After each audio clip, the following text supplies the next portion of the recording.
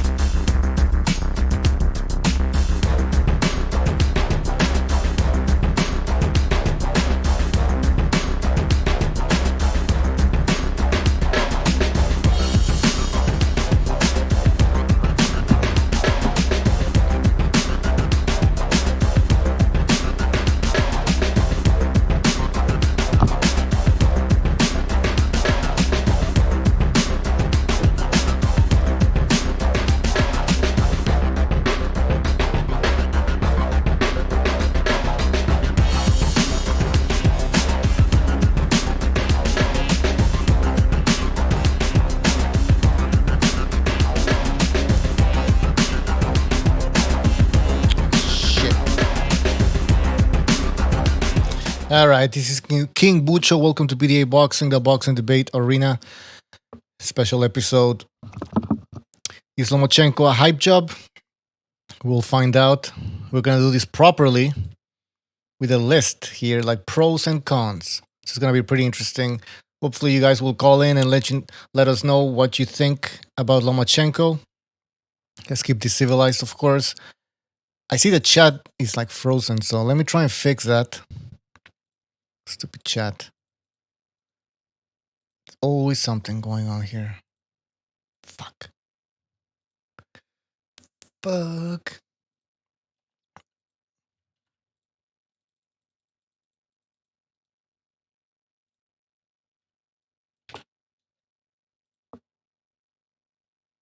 Damn it. I don't even know how to fix this.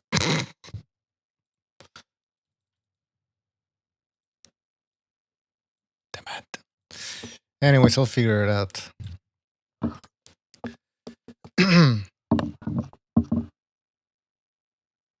All right, we have a few people already here. Jay Perez, Lenny Lewis, Jason Bourne, Blues Boxing, Buddy Aces, Joe Cool, Brendan Jackson, Alan R., Brian Harkin, Marco Molinero, MR or Mr. SRT50, Hard Recoil, The Quacks, Triple JJJ. What's up, people? Very interesting show, controversial show, and that's what we want over here at BDA Boxing. And I got a few things to say before. Oh, let me just, because I never do this and I should be doing it. I want to thank everybody who has donated to the show. Where the hell is this shit? All right. So there's the people who have donated for the month of April. And I also want to thank our Patreon subscribers. Let me just get to the Patreon subscribers.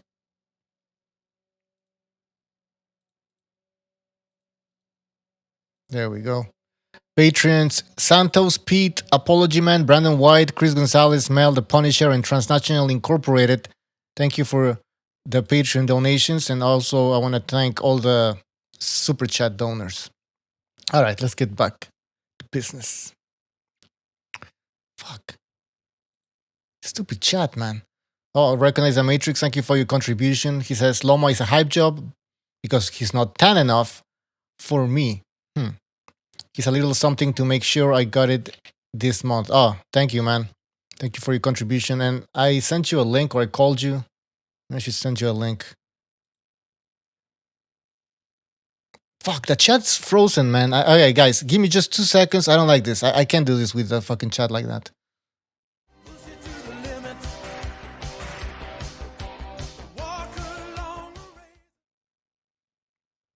All right, hold on. I'll be right back.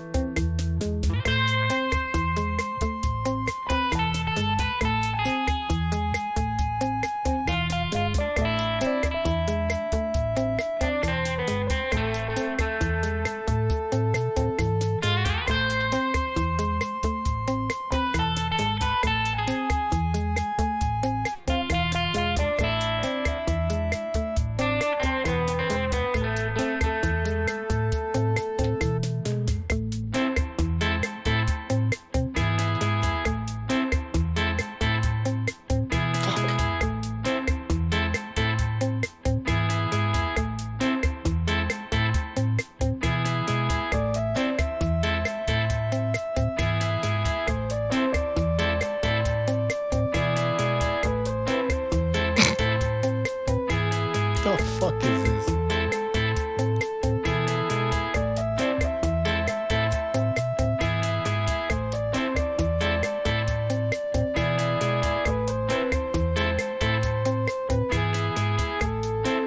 All right.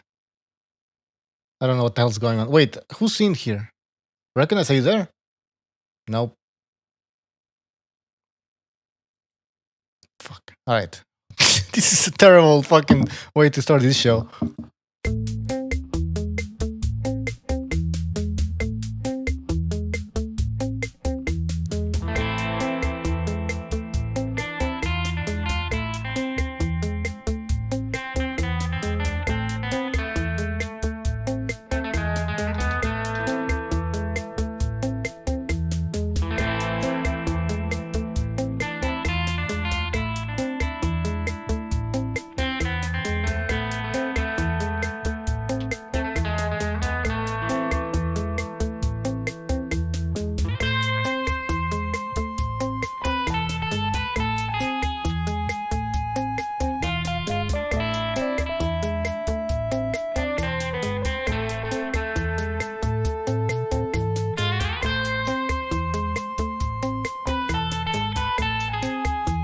We got it. We did it. The son of a bitch did it. All right. God damn, that was painful. Got this shitty music. All right. Let's start by stating this. A lot of LDBC fanboys are going to start saying that we are cloud chasing. And they are absolutely right. We are cloud chasing the LDBC because we're trying to prove a point here. We're trying to expose, it's pretty easy to do, we're not even trying. We're basically just exposing the LDBC and their contradictions and basically their stupidity, right? So that's what we're doing. If you want to talk about cloud chasing, let me tell you who's cloud chasing. That's the LDBC. Because they keep cloud chasing the white man and racism. That's what they do. There's not even boxing channels, right? Like 10% of their content is boxing. 90% is talking about the white man and racism. So they are cloud chasing. All right? We're simply having fun, having a few laughs. But I strongly suggest that LDBC members, or whatever you guys are called, you call in and let us know why you think Lomachenko is a hype job. All right, we have a pros and con list, and we're going to be filling those two lists together. So it's going to be very interesting. All right, let me get Johnny Boy in here. I'm going to hang. Oh, you know what? I think my Discord froze. Wow. What a piece of shit this is. What a piece of shit.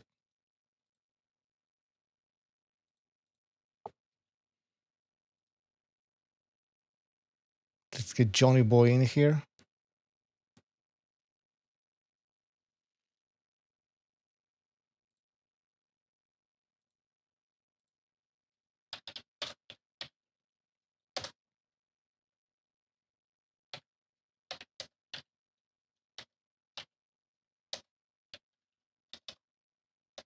The fuck? I can't find Johnny Boy.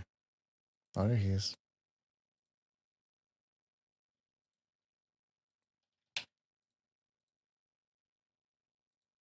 All right. Johnny, you there? Johnny. What the hell's going on? Jesus Christ. You Yeah, there? I'm here. Okay, because your mic was all fucked up. I think it was a connection. Anyways, welcome to the show. We're going to be talking about Lomachenko. Just want to get this over with, this topic. I know some people are tired of talking about it, but I just want to get to the bottom of this, basically. That's why I invite the LDBC to call in. I want to try and understand why they don't think Lomachenko is a great boxer. Yeah. So, well, yeah. First of all, not to plug myself or Go ahead. anything like that, Bucho. So it amazes me. I'm like Doc Holliday, Bucho. I'm like Doc Holliday. I go out, my fucking bum friends who can't afford a case of beer, I buy them the beer. They get drunk and then they start trying to fight. I'm like, you fucking kids, man. He said, hell, I got lots of friends. I don't. Like Doc fucking Holliday over here. But, well, here, if you want to fucking tell me that Lomachenko isn't a good, good/great fighter, well, compare Devin Haney or Teofimo Lopez's resume to him. You know, it's self-explanatory, bro. It's, you know. Did you see how all of a sudden Devin Haney has become like a fan favorite from the LDBC, for the LDBC? Like before they didn't even mention the guy because of his association with Eddie Hearn.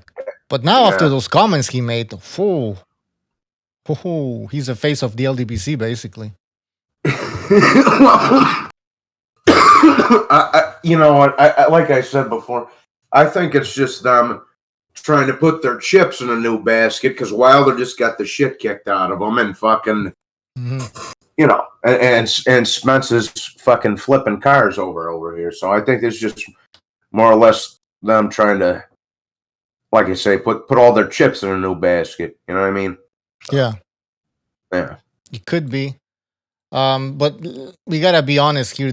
Those comments that he made about him never losing to a white boy, those comments really helped. Well, and you know what? I fucking I had what I said was this. I said, okay, he's a young stupid kid. He said some stupid shit that he shouldn't have, and I give him a pass. Now, the kid, they reinstated him as lightweight champion with the WBC. Those fucking guys. You know, they reinstated him as champion to fight nothing. So here's the deal. So Luke Campbell and Fortuna are going to fight, right? Right, Bucho? You know. Yeah, I think so. Yeah. Well, that's what the report says, but allegedly they're going to fight. And they reinstated Devin Haney as champion, but he has to fight his mandatory. Now, I'm going to guarantee you right now that his mandatory will be some fucking bum from the fucking hacienda in fucking Nicaragua.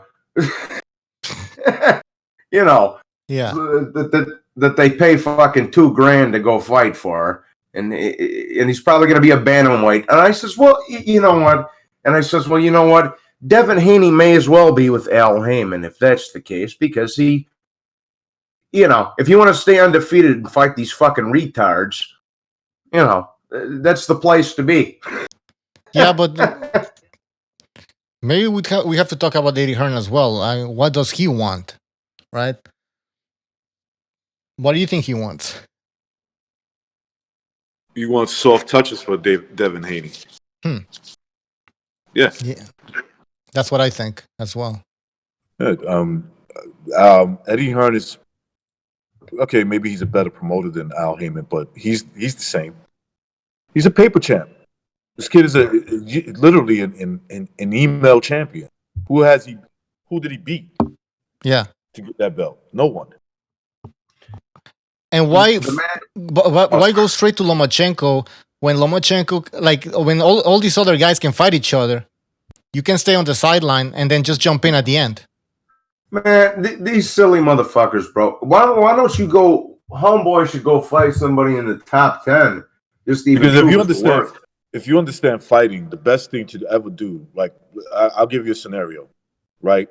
I say, Johnny boy, go fight that badass right there in the bar. Johnny boy gets into a fight with him. Then I bring my boy who's nice and fresh, who would normally give Johnny boy a good fight anyway, and say, go ahead, go fight him. Now fight that guy. Who do you think is going to have the advantage? Yeah. So that's what it's all about. And if Johnny boy wants to fight that fucker at the bar, win, lose, or draw, he's going to be putting up a good fight, so his stock will rise. Exactly, right. Yeah, pretty much. It's just it's sucker shit. That's all it is. Yeah, it's some hoe shit. Hey, by the way, I was watching El Jefe stream, and H Money jumps in all of a sudden, starts talking about his LDBC now. So since when is he LDBC? This guy used to be like against the LDBC and against Barbershop and the Zone, and now he's LDBC. Like, this guy's schizophrenic. I feel bad for the guy. He has mental issues. That kid is such a little midget. Oh, yeah. I'm not gonna curse and say what he says, but he says, I beat the hell out of you, Johnny boy, and this. Blah, blah, blah, blah. I'm like, bro, you're 5'5", dog. I take bigger shits than you are. You know, I have a bigger shit with my morning coffee than these fucking kids. You know. Listen, if H Money walked between my legs, you'll think he's my dick. That's how small he is. I think he would kick your ass, though. That's what he said. Yeah, he would. Sure, he would. Like a 1-2 when you're down. What's he gonna do? Bite my feet? Can he even reach you? That little motherfucker's the godfather of Memphis, Tennessee. Though he tells all the brothers. Oh, that's where he's from. He's from. Yeah, Memphis? he say from. He say I say he. Ah, shit. He's a cornball. He telling Juicy J and Project Pat what to do, bro. Good googly moogly. Yeah, I'm sure Memphis is disappointed he's from there. I'm sure the people from Memphis are like, damn, man, this kid is from here? Yo, I went to Memphis one time, bro. I had to pick I had to pick Buddy up from the fucking me and a couple of guys, you know. We had to pick Buddy up from the Shelby County Courthouse, which was, you know, Memphis. Fucking that town. Whoo, bruh. Ooh, bruh. Oh, man. Yeah, they don't fuck. I heard that too. Yeah, oh, they don't. Yeah, they ain't playing. They ain't playing down there, bro. I don't know how I don't know how they feel about guys like him. He must not act like that in person, like around these people. He'll get beat up. All right, let's begin. Phone lines are open. People call in. Let's see. I like that picture of Lomachenko. He's a devil, of course. Lucifer himself. Yeah, that fucking whitey. Yeah. Cracker motherfucker. Cecil. All right. Pros. That's one of his pros. When did he become a champion? Was it when he defeated Gary Russell Jr.? Gary Russell, yep. Yeah. So he's... So it was for the vacant WBO because So what happened was, he lost to Salido because Salido loses the belt on the scales. I think Salido had a chance to fight for the belt back again, chose not to. And so, right, because I think he had the option of doing that. I'm not 100% sure, but obviously it was Lomachenko, Gary Russell, and he beats him. And yeah, so he won on his third professional fight. Yeah, Bucho, I need a picture of that shit right there. That's fucking tremendous right there. The fucking. Oh, I'll send it to you. All right. No, well, here. Well, here, in a nutshell, in a lot of guys, everybody does this. They give you, they feed you 20 bums, 15 bums to build you up. In a nutshell, this is what I like to say. Lomachenko skipped the foreplay and went straight for that ass. You understand? That's but it's a good analogy. Something? Johnny, I've heard people say, like, what did he do to deserve it? A title shot. But here's my thing. He went in there and beat these people in, like, their third fight. Like, it doesn't really matter. It's like, what did he do to get that spot? It's like, well, he was ready. The guy in the second fight almost won the fight, right? And in the third fight, he beats a guy who's had, like, 20 plus fights already. So, what difference does it make? And on top of that Gary Russell win is looking even better now because Homeboy's the best fucking featherweight on the earth, as far as I'm concerned. I think so too. Yeah. I mean, Warrington can throw it on, man, but he ain't got no pop, man. For me. Yeah, I think Russell beat Warrington. Yeah. I mean, so that. You already he beat the shit out of the top dog at featherweight, bro. That's one, and 6 fucking years later, and that scorecard was not what really happened. I mean, there was a draw there. One of the judges. Yeah, that was a draw. I always remember what Paulie says. I know they hate Paulie now, right? Paulie was like, I don't know how you could give him more than 2 rounds. Yeah. Fucking Albanian. Yeah, he is Albanian, right? Huh? I have a feeling he's Albanian. Nah, he ain't Sicilian. We don't claim that motherfucker. I've always thought he was half something else. Yeah, man. Just like my Puerto Rican brothers don't claim Orlando Cruz now. I can't stand that dude. Then he's like, Boricua brothers, yeah. He's one of those real proud Puerto Rican dudes.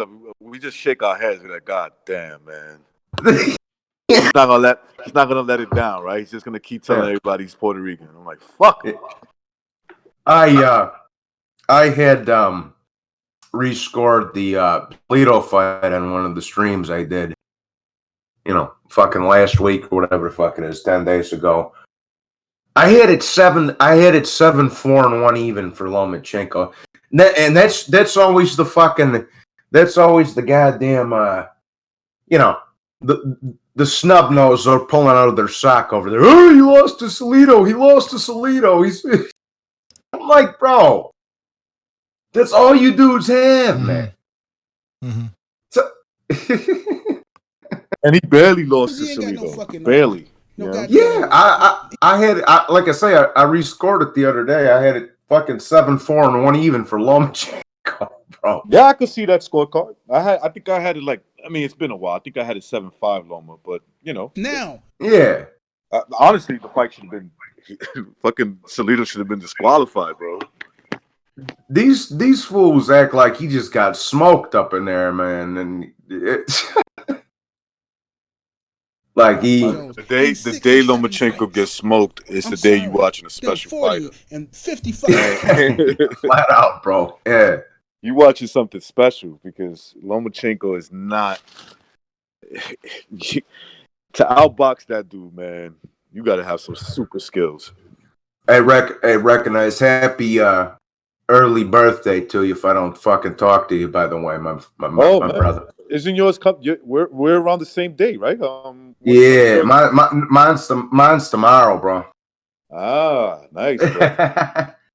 You got any? No, but I was gonna say, do you got any plans? But that's like, nah, fuck. I went out last night with these fucking little hood rat buddies of mine, man. They fucking Happy birthday. Are we gonna sing? I went out last night with these little hood rat buddies of mine. These motherfuckers can't even afford beer. I buy beer for them. Then these motherfuckers get drunk and try fighting a motherfucker when they Other niggas can off the beer I bought them. I'm like, bro, chill your little liquor nuts down the fuck out of here, bro. All right, guys, let's get back to the topic here. I don't know what's going on. Listen to this fucker. White ones. You know? Hold on. Nice lady. I knew her kids, everything. I gotta hear this. You know what I'm saying? My pops had a secretary. White one. Oh, that's not it. Wait, hold on. Okay. You blew it, Bucho. He You ain't blew got it. no fucking no goddamn no. He ain't got them 40 and 50 fucking fights to get credit for, and give it to a motherfucker who's 6-7-1. You're not finna do it. I'm not finna let you do it. Other niggas can ignore it all they want to. Oh well, I don't think it's a big deal. Oh, but man, fuck that shit. Okay, that's what's wrong with us now. Always cutting a jig, always tap dancing, always, well, it ain't that serious. Yeah, I know. It ain't never that fucking serious. He's talking about Lomachenko. Networks talking about this man historically. I didn't hear anything. Did you? Oh, you're not hearing anything? Fuck. Yeah, I'm not hearing it. I don't know, Johnny. Oh, okay, that's why. Sorry. Or everybody heard it, but let me just play it again so you guys can hear it. Yeah, my fault. Here we go. Historical all-time works talking about this man historically. If he's a historical all-time great, do you know how disrespectful that is to say he's like Muhammad Ali, he's like Roy Jones in 6 or 7 fights? I'm sorry. You can say it's racism. You can say I'm hating on him because he's a white man. You're not going to disrespect what's mine and my people and what they fucking accomplished when it took them 40 and 50 fucking fights to get credit for, and give it to a motherfucker who's 6-7-1. You're not finna do it. I'm not finna let you do it. Other niggas can ignore it all they want to. Oh, well, I don't think it's a big deal. So what do you guys think? He's gonna like. I think he's trying to use the word "fin" a little too much, which makes him a clown because it's not a real word. And is Ali being disrespected? Is Ali being disrespected? Because who even made that? Bob Arum made that comment, I think. Lomachenko's promoter made that comment, made that comparison with Ali and Lomachenko. All of a sudden, he's crying, and like now he's saying that everybody made that comparison. Like I've never even made that comparison. I never made that comparison. Nobody I said has. the only thing I've ever said about him, I think he has the best footwork I've ever seen. That's it. And I would put him up there with Mike Tyson, pound for pound, in terms of footwork. But I'm not going to sit there and say that he's the greatest of all time already. He's got to prove that. But I'll tell you one thing right now. He's off to a good start. To deny that, it's crazy. In 14 fights? Oh, 15 professional fights? All right, 15 fights. He's got 3. He's won in 3 different weight classes. He's been in 14 title fights. Yep. I think he's on his way to some greatness. Now, can he get bumped off? Of course he will. But he already accomplished a lot. He already did. Yeah, I think these people are, yeah, exactly. In 15 professional fights, he has accomplished what he has accomplished. But I think these guys, they want him to like have 50 professional fights. But that's not going to happen because of his age. You know, when he started to box professionally. So he's not going to be able to reach even probably 30 professional fights. But that's not the point. Man, the point is, put if in perspective. Yeah. Deontay Wilder has had 40 plus fights. Yeah. And in those 40 plus fights, he's been in, I want to say, either 11 or 12 title fights. Right? Where either he was competing for a title. The same title all the time. Yeah. Yeah. Not even unifying. I think it's 11 or 12, right? Because you take the Bermain-Stavern win, then he had, I think it was 10 title defenses. So it's like 11, something like that, okay?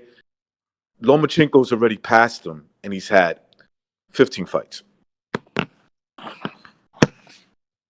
Exactly.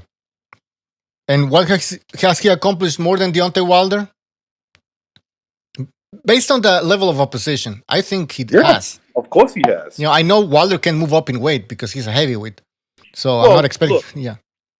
Even at heavyweight, when you can't move up, you can do a lot. You can beat some really good names, and you. It doesn't mean that you have to keep moving up in weight to be better than somebody. But close the shit. Sorry about that.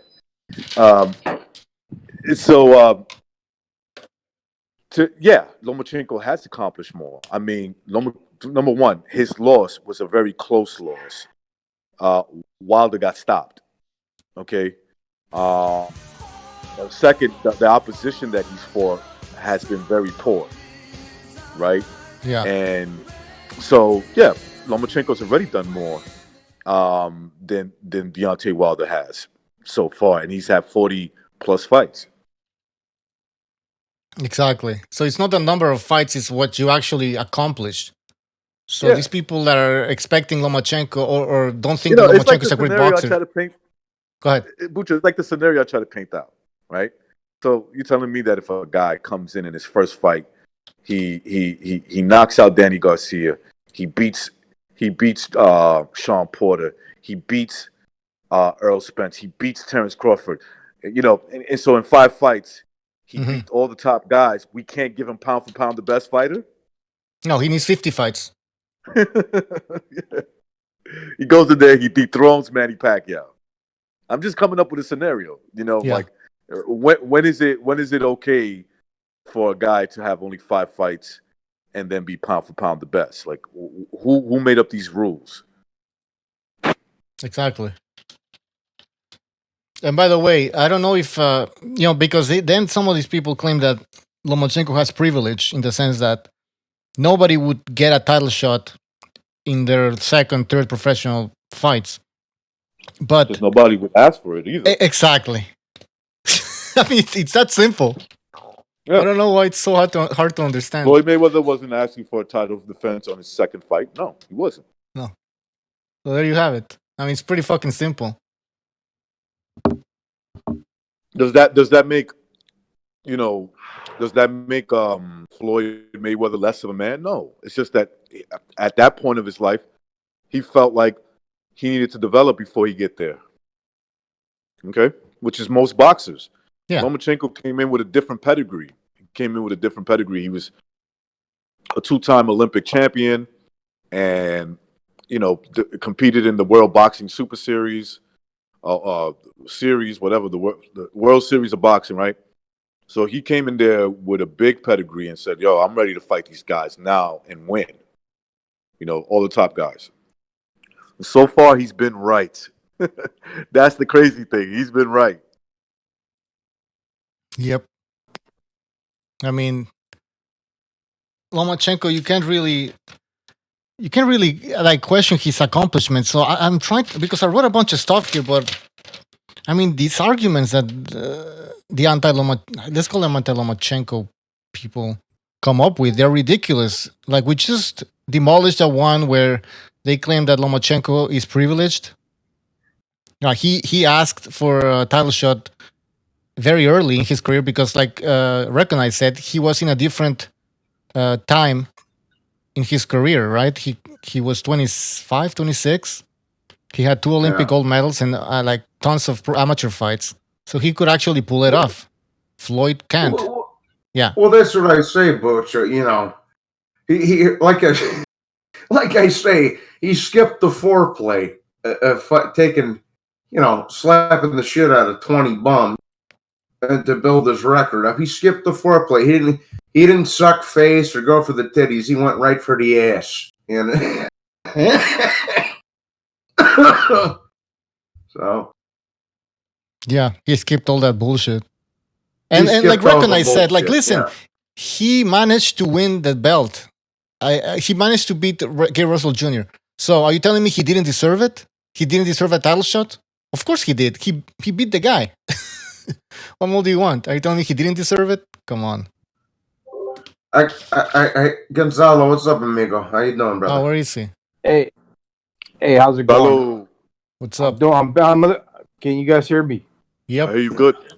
Yeah, I'm sick. I'm just gonna speak just like 2 seconds, 2 minutes. I mean, real fast. 1 minute. Well, when you guys are finished. Well, go ahead. Well, go ahead, Gonzalo. You nothing serious, right? It's just a little cold or something? Nah, man, I can't breathe. My chest is tight, and I got like a real bad stomach ache, like cramps. I was gonna say, yeah. Johnny was talking about he skipped all the fluff. Most fighters will face like 10 fights. They'll face fighters with negative records, and some fighters that had never fought, like the debuters, right? Guys that hadn't even fight one fight. So you count at least 10 fights, and when he started fighting people, fighters nowadays will fight a tune-up fight in between most of the time. So you fight a good guy, then you fight a tune-up, then you fight another good guy. So we got 15 fights, and you compensate like the tune-ups, you could add another 7. So at least like 10 fights at the beginning plus 7 plus the 15. He would have like a record similar to Pernell Whitaker, like 30 fights. And yeah, of course, he's missing maybe a name here and there, like Wilfredo Gomez or Nasuma Nelson, fighters like that caliber. But we don't have them in this era. They're kind of weak. They're kind of top heavy. Is fighting on the as far as on the youth size, the ones they're coming up right now, like the Ryan Garcia, the Gervonta Davis, Devin Hayden, and the Teofimo Lopez. But those guys are even pulling like a good. What Jermel Charlo knows, those guys in the middleweight division were doing to Golovkin. They're alienating, waiting for him to get older. So you can only fight who's available, and plus Lomachenko is possibly the best amateur of all time. But that's what I have to say. I'm kind of sick, so I'm just gonna drop off. All right, man. You said good. Take care. All right, later. Yeah. I think he made great points, man. Absolutely. Look, I think absolutely, but absolutely. Look, I think if he was in the time of Salvador Sanchez, Azuma Nelson, in those times where there was also Wilfredo Gomez, guys like that, and if he would have tried to do what he did, yeah, he probably would have paid for that. You know what I'm saying? One of those guys would probably clearly beat him, but it doesn't change the fact that Lomachenko's great, right? Yeah. Now he's great, and I could see now that he would have given those guys great fights, at the very least. If not, okay, if not, win. You know, he still took a risk, bro. When you fight Orlando Salido, going into that fight, who's had 40 or 50 plus fights at that time, who's already lost, who's already pulled off some big wins. I mean, do you guys remember when he beat the living shit out of Guerrero? I don't care what he was taking. He still beat the shit out of Guerrero. All right? I mean, you're taking a risk, bro. That's what you do. You take big risks, and he passed. I mean, he passed the passed the test. That's what he did. I was just gonna say, I'm not saying he would beat fucking Wilfredo or Chavez Sanchez or, you know, Azuma Nelson was that little motherfucker. That motherfucker was a 5'5" pit bull, bro. You know, yeah. I'm not saying he beat these dudes, but he would have gave him some fights. I'm not saying he would, you know. I mean, fucking Wilfredo was 32 with 32-0 with 32 knockouts when he fought Salvador. Yeah, he knocked out all his opponents. That's right. He smacked everybody. When he would have the Lomachenko now, definitely, I give him a great shot to beat those guys. Mm-hmm. But when he was coming out, you know, in his first, second, third fight, I would have probably told him no, fight those dudes because they're great, you know. Yeah. I mean, like I said, I had rescored the Salido fight recently, and I fucking you can tell how much he learned from that fight too, bro, because he's getting low blowed and fucking rabbit punched and all that other kind of shit. And he, you know, he didn't say nothing to the ref, though. Not now. You see, you know, fucking Rigondeaux hits him low. He's like, hey, what the fuck? You know? He learned some shit from that fight. You know what I love, Johnny, that he does? And I've heard some Loma haters cry about that. When you try to hit him low, he takes his forearm and he presses it back of your head, keeps you down. Yeah. What that does, man, that weakens you. That weakens the other guy, especially if he's strong. Yeah. It's to let him know, like, if you want to play this game, I'm going to do it too. You know, my favorite Lomachenko moment of all time was that when Rigondeaux kept fucking grabbing a hold of him and trying to throw him into the ropes, and then he popped him after the bell like, bitch, the fuck off me. Yeah. I fucking love that shit, man. Yeah, Rigondeaux came to play around, and Lomachenko's like serious from the beginning. He's like, yo, dude, I'm not your friend. I don't like you. Like, you better understand what I'm trying to do. Yeah, he said, bitch, stop holding me. He fucking gave him a little fucking love tap at the end. At the end of the bell there. That was good. Medrado Garcia, thank you for your contribution. He says, Loma spent years honing his craft, not his skin color. Great point. All right, so let's add Rigondeaux.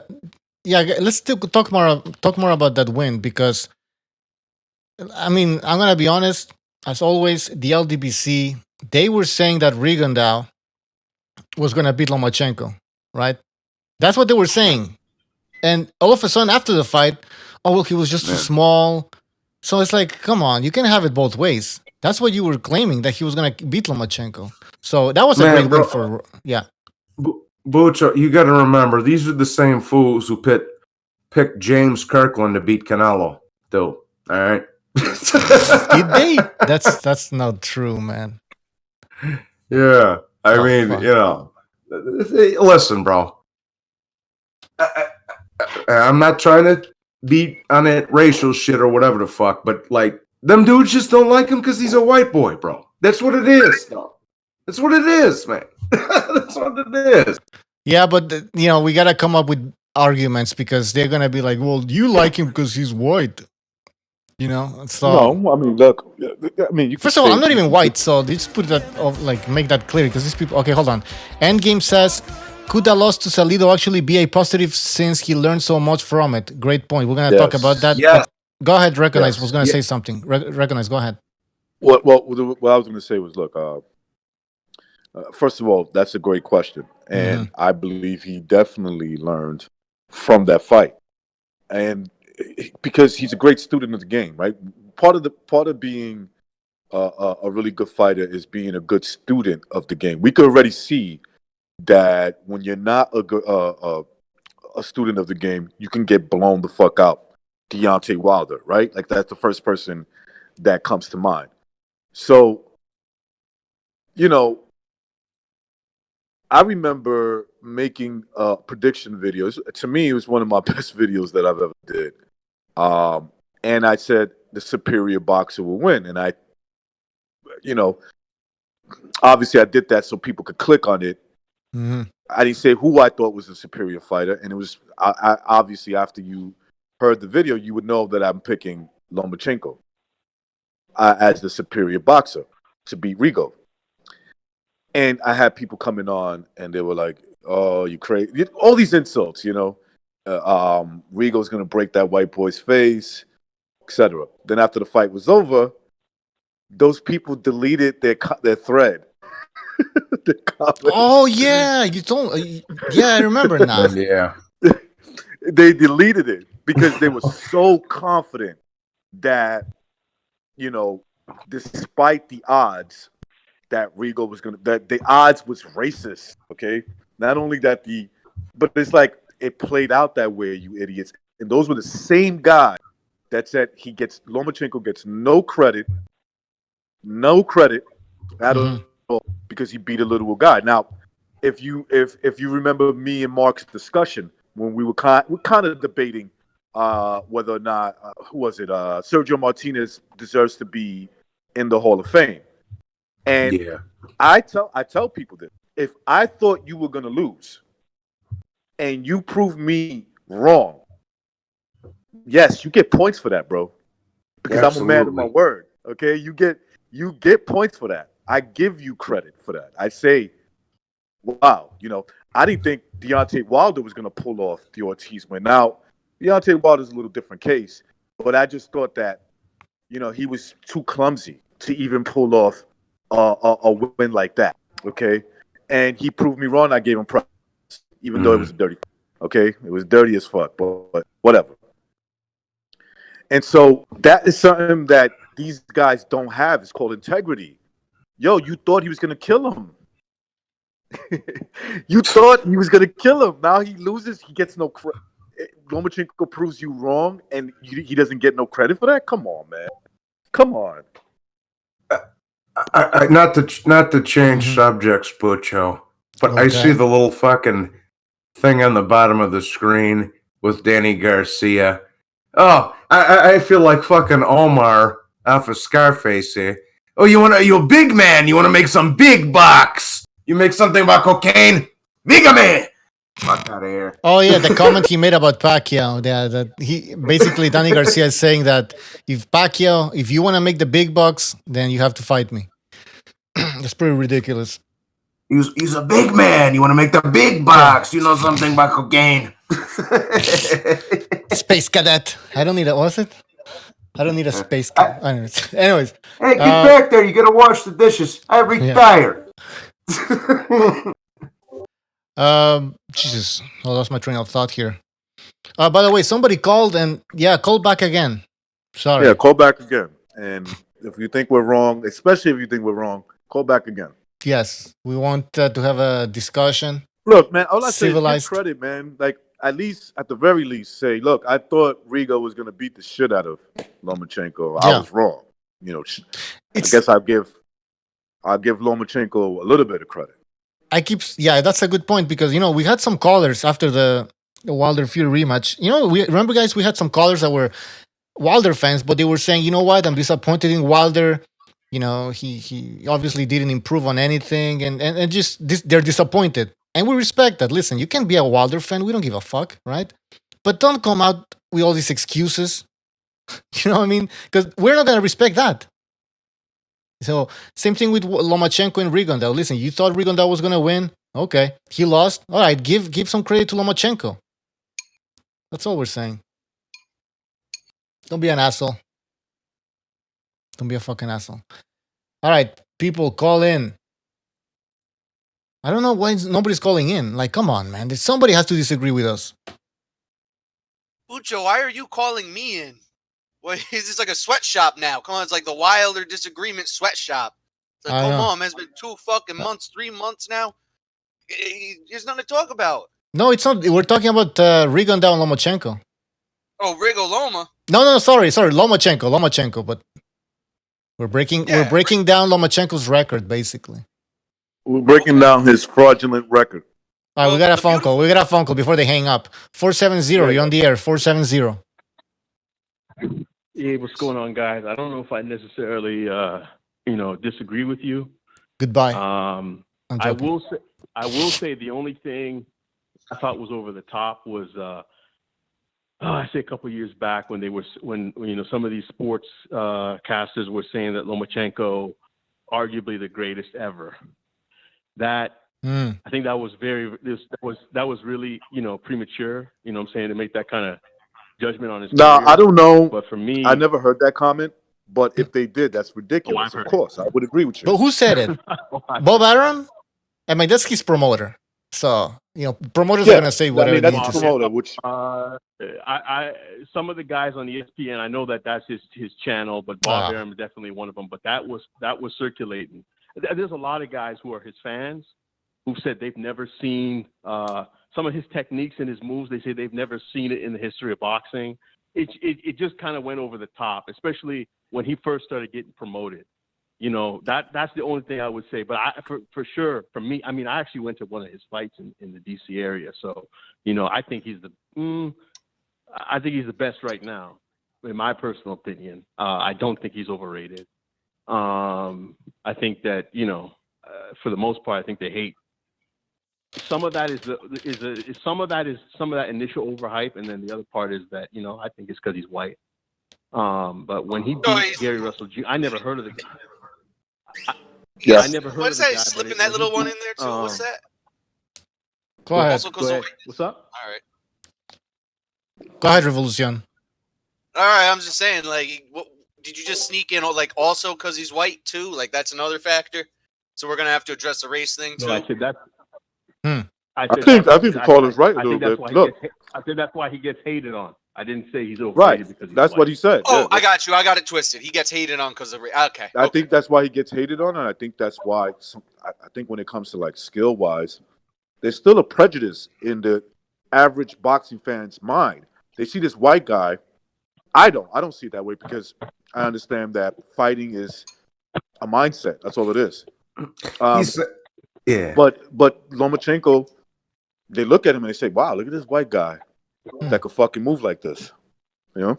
Yo, when was the last white American fighter that was like good? Like the last white boy. White American. White American fighter, white boy. Could be like Kelly Pavlik, I'm thinking. I like Kelly Pavlik. Yeah, the Ohio kid, man. But like the point, like 99% of like American fighters are black. There's not like this overwhelming amount of like white fighters that are getting pushed. Man, you gotta reach out to Europe where there ain't no black people. Man, y'all need to stop hating on Caleb Plant. He's giving us ghetto white boys a good name, man. Stop. I respect that. I like Caleb Plant. Well, I think it's just part of the culture that. Go ahead, recognize. Wait, the caller. We still have the caller. All right, let's wrap it up with the caller. 470. Go ahead. Yeah, I want to address. I think it was what Recognize was saying. I mean, it kind of came out with Devin Haney's comments about never letting a white boy beat him. But I think what's happened is, America is just, the media. Everything is black and white versus black. Yeah. So that's the way we've seen things, and so a lot of, I'm just gonna keep it real. A lot of especially in the inner city, these black fighters, they grow up and they think, oh, there's no white boy on this planet who's tough enough to fight me, to beat me. That's what they think. That's true. The world is bigger than America. The world is a lot bigger than America. They don't know that there's quote unquote white boys over there in Russia and Ukraine who grow up harder than they do. So, when this guy comes over here from Ukraine and he's faster, he's got better head movement, he's got better foot movement, he's got better hand speed. It's a complete shock to everything they grew up believing. It's just it's a complete shock. Are you saying they're in denial? Are you saying they're in denial? Oh, absolutely, 100% denial. Interesting. They're in denial. They don't want to believe what they've seen. They don't want to believe it. To add to the caller's assessment there, a lot of these motherfuckers be acting like there's no ghetto outside the USA, bro. A lot of them. Hold on, Revolution. Shut up. Here. But a lot of these fools be acting like there ain't no ghetto outside of America, bro. Okay? Like, dog, there is slummier shit. Like, as much as hood rat shit I've seen in Milwaukee and Chicago, I got to remember, I still got to keep in mind that that's a popcorn fart compared to like fucking, what the hell they got? Yeah, third world countries, of course. Mexico makes the toughest hood of Chicago, Milwaukee, Detroit, Compton, fucking East New York look like paradise. Yeah, I know. I'm saying. Like I say, recognize we fucking me and the old man had went to Dominican Republic back in the day. Oh, and I know what you're talking about. Yeah, I mean, we was chilling, but we'd fucking leave the hotel resort and walk down the block. Motherfuckers is trying to pickpocket shit, man. There's, you know. Yeah, all right. Hey, guys. One last comment from 470. We got to move on to our next caller. So, 470, anything else? 470. He might have dropped off. Yeah. Hello? Any closing statements? Yeah, I just think it's a thing where this guy came over and he's just a shock to the system, and you know, a lot of Americans just don't know how to process. You know, a quote unquote white fighter, you know, doing what he's doing. So that's the way I see it. All right, thanks for calling in, man. Great points. Take care. The caller that caller made great points, and I've talked about this a few times with you guys. It's the perception of like living in the inner city, thinking that we are the toughest people in the world. Now, look, like maybe you have there are a lot of people from the city that are super tough. There's no doubt. There's no doubt, but there's a lot of cowards also. And you can't tell me, because I grew up in the inner city, and I grew up in one of the biggest inner cities in America. Anything in New York is one of the biggest. So you get all types. Okay, you get all types, and a lot of them are cowards. They don't want to fight, or a lot of them are just good people. They don't get into stuff like this, and so they think that this only exists where they live at. Like, no, it exists everywhere. Every city, every country has areas with tough dudes that you know, they see boxing as a way out, and they're gonna bring their A game to get them out of the situation that they're in.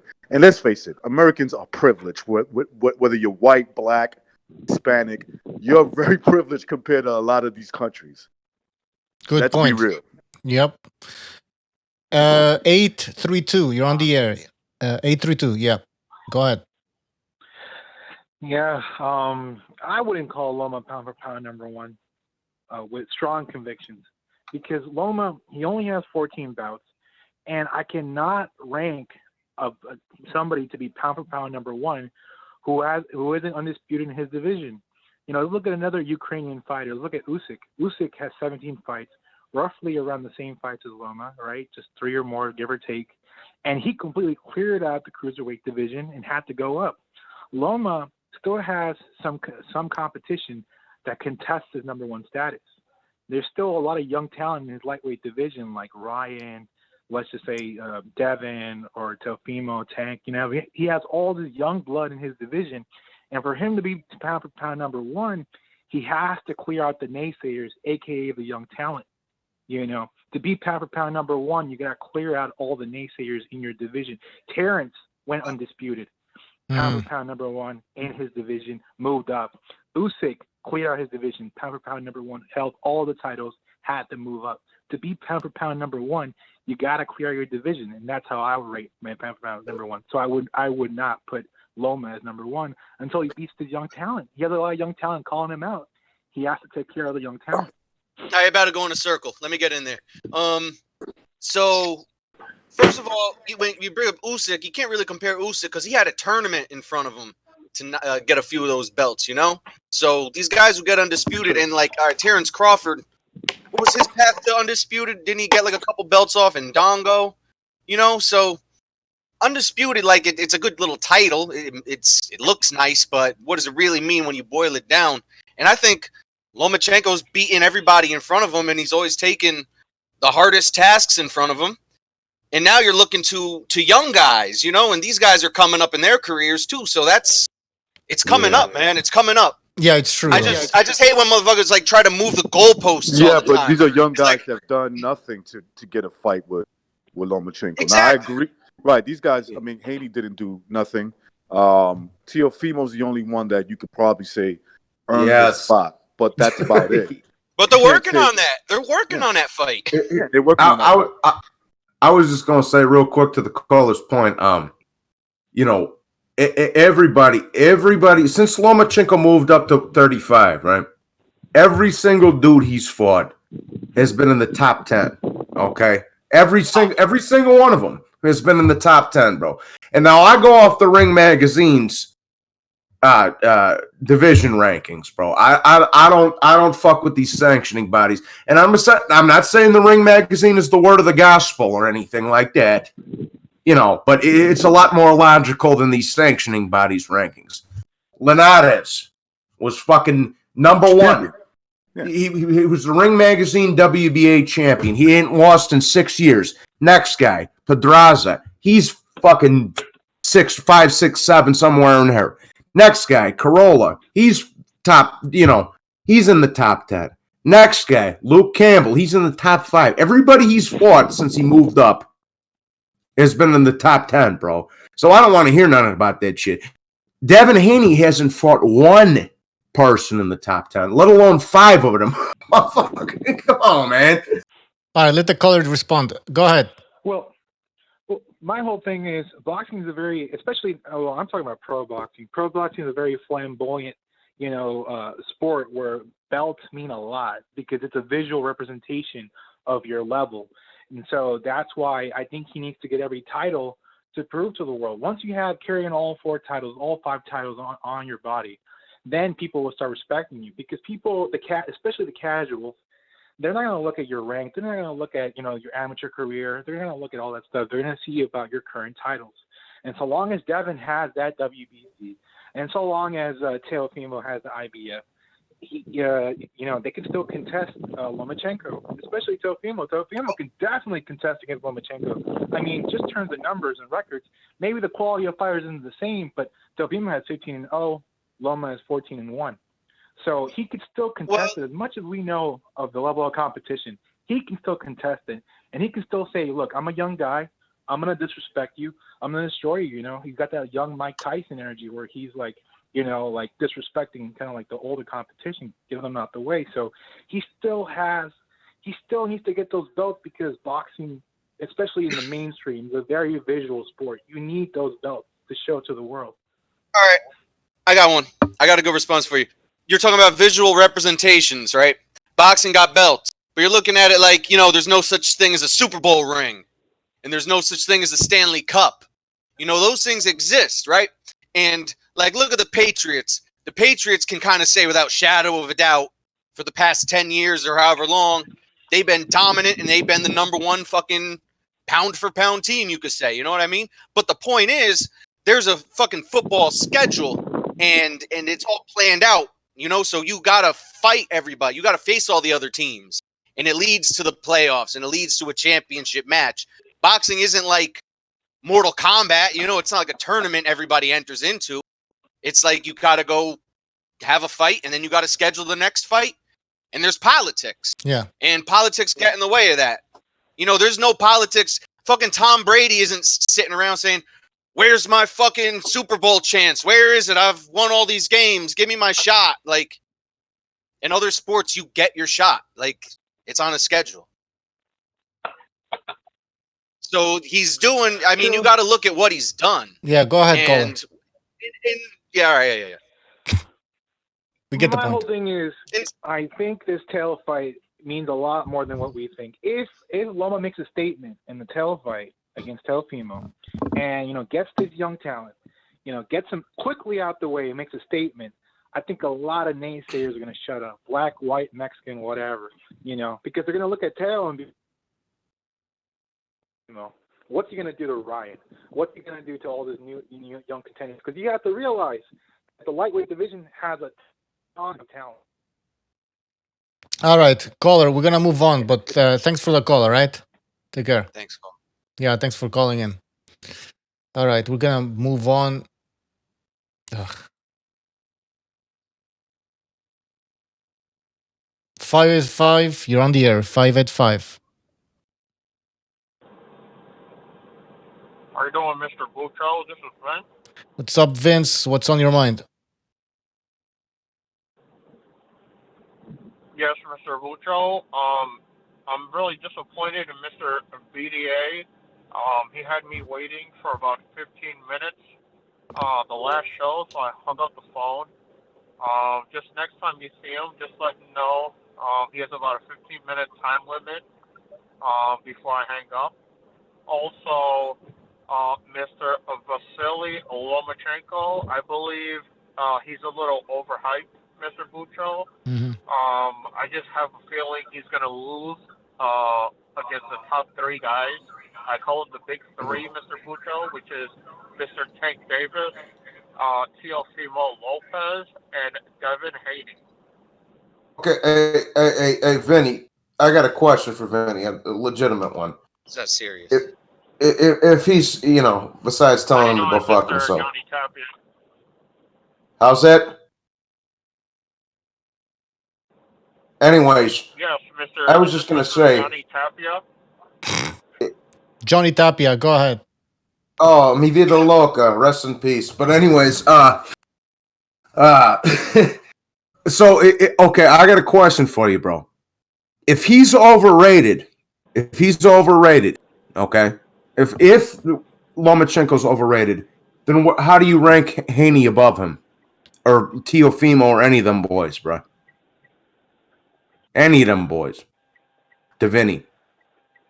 Yes, Mr. Johnny Tapia. I believe Devin Haney would beat him.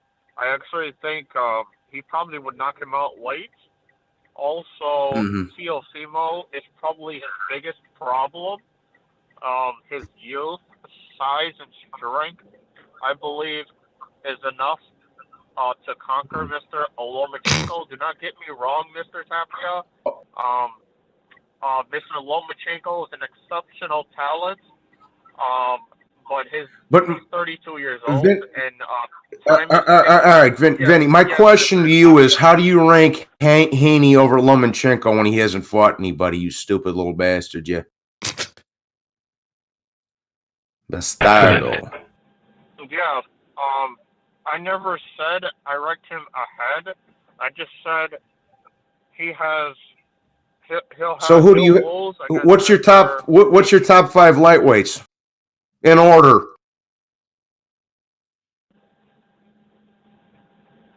Yes, Mr. Tapia. I believe I have Mr. Tank Davis, Mr. Teofimo Lopez, Vasily Lomachenko, and then you have Devin Haney. Your top 4 135-pounders in the world in that order, Mr. Tapia. Okay. Now let me ask you this. How do you have Tank Davis number 1 in the division when he's only fought once at the weight class, missed weight, and fought a fucking bantamweight?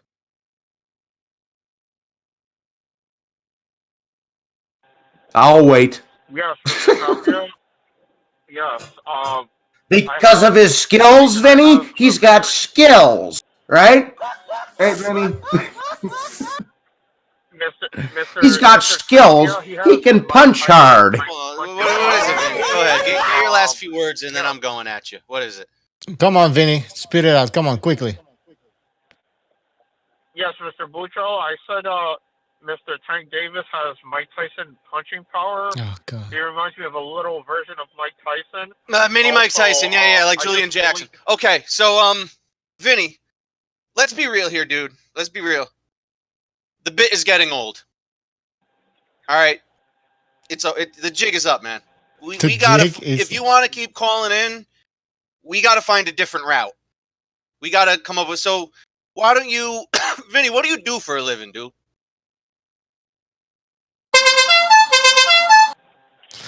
All right. Yes, I don't know. What do you do? Tell us about yourself. We gotta figure out a new role for you, man. What? Go ahead. What's where you live at? Where you live in the country? All right, listen, we're gonna move on. We have a lot of callers, and I don't want to get into Vinny's biography or whatever, man. Yes, find out the man behind the mask, because it's a big fucking troll job, yo. Let's find out who he really is. Revolucion's getting angry. We don't want that. Vinny, we're gonna move on, man. But thank you for calling in. Okay, no problem, Mr. Bucho. I just want to let American Revolution know that I live in upstate New York, and I'm also an accountant, so I work from home currently. Yes, you guys have a great night, and I'll be listening to everything you guys are saying, and I might call back. Thank you, Mr. All right, Bucho. take care. All right, we're gonna move on. We got all our callers. 719, you're on the air. 719. Yeah, I think Lomachenko is hella overrated, man. He's overhyped like a motherfucker. All right. I mean, let's look at it this way. His best 5 wins is I would say Gary Russell Jr. Mm-hmm. What's his name? Rigo. Mm-hmm. Linares, Pedraza, and Luke Campbell, right? Can we all agree there? Those are all his best 5 wins. Yeah. Walters. Nicholas Walters. Can we all agree? Walters. Rocky Martinez was a great knockout. Rocky Martinez, you're right, man. Jesus. Bro, I'm talking about his best 5. We gonna take his best 5 wins. Rocky Martinez was fucking washed up by the time Lomachenko beat him. So let's leave him out of the top 5 because he's not better. Well, he than was a anybody champion on at that his time when he beat him. Yeah. Okay, now. So hold on. So Russell Jr., Rigondeaux, Linares, Pedraza, Luke Campbell, Nicholas Walters. Luke Campbell, yeah. Nicholas Walters. What do you think about that? No, Nicholas Walters. No. Why? No, he don't belong in the top 5 unless you want to replace him with Rigo. I would understand. All right, you said top 5. Okay, well. Okay, I mean, listen, all right. All right. It's an opinion. Okay, I could respect it.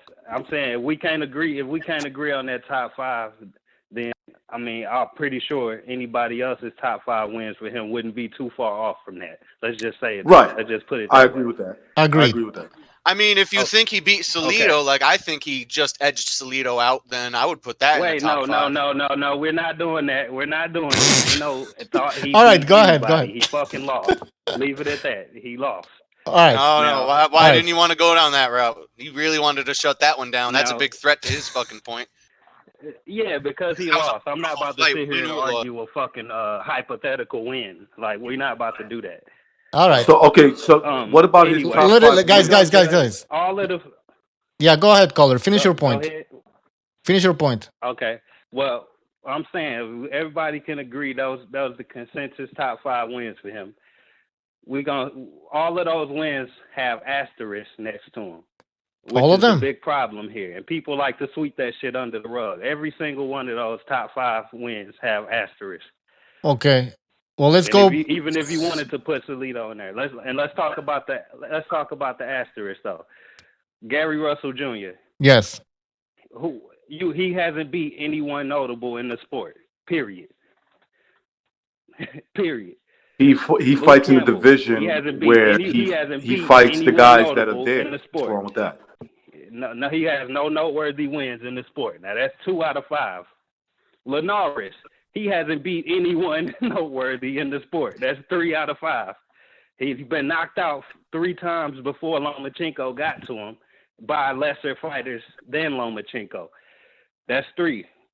Number 4, Pedraza. He's tank leftovers. And everybody says, and I'm pretty sure all of you have said in the past that Tank himself doesn't have a great resume at all. So you can't sit here and act like that's a good win just because Pedraza became champion at 135. So hey folks, we're gonna knock that one out the ballpark. Hey folks, let me tell you, like I said before you hopped on, bro. Let me tell you something, G. Like I said before you jumped on the call, cuz if Linares was the number one, bro, not 5, not 6, noteworthy in the sport. I don't give a fuck where he was ranked by any sanction. You can't tell me a good win of his. And you caller, hold on. Y'all the same type of people that are judge Wilder's resume. Hey, bro, hold on. Caller, hold on. You want to have a dialogue? What's up? Do you want to have a dialogue?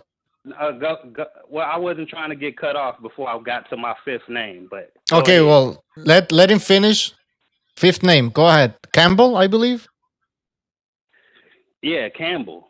Was it Campbell? Yeah, I think I already said Campbell hasn't beat anyone noteworthy in the sport. That was 4 out of 5. Mm-hmm. Rigondeaux, he is fighting at 118 pounds right now in 2020. Okay. And Lomachenko is a fucking lightweight. You cannot give him credit for beating a 118 pounder. Okay, That's still fighting at 118 in 2020. Okay, so he's a 135 pounder. They all got asterisks. But go ahead. Bucho, let me All sit right. this kid down. Johnny, calm down. All right. No, All right. no. I'm fine.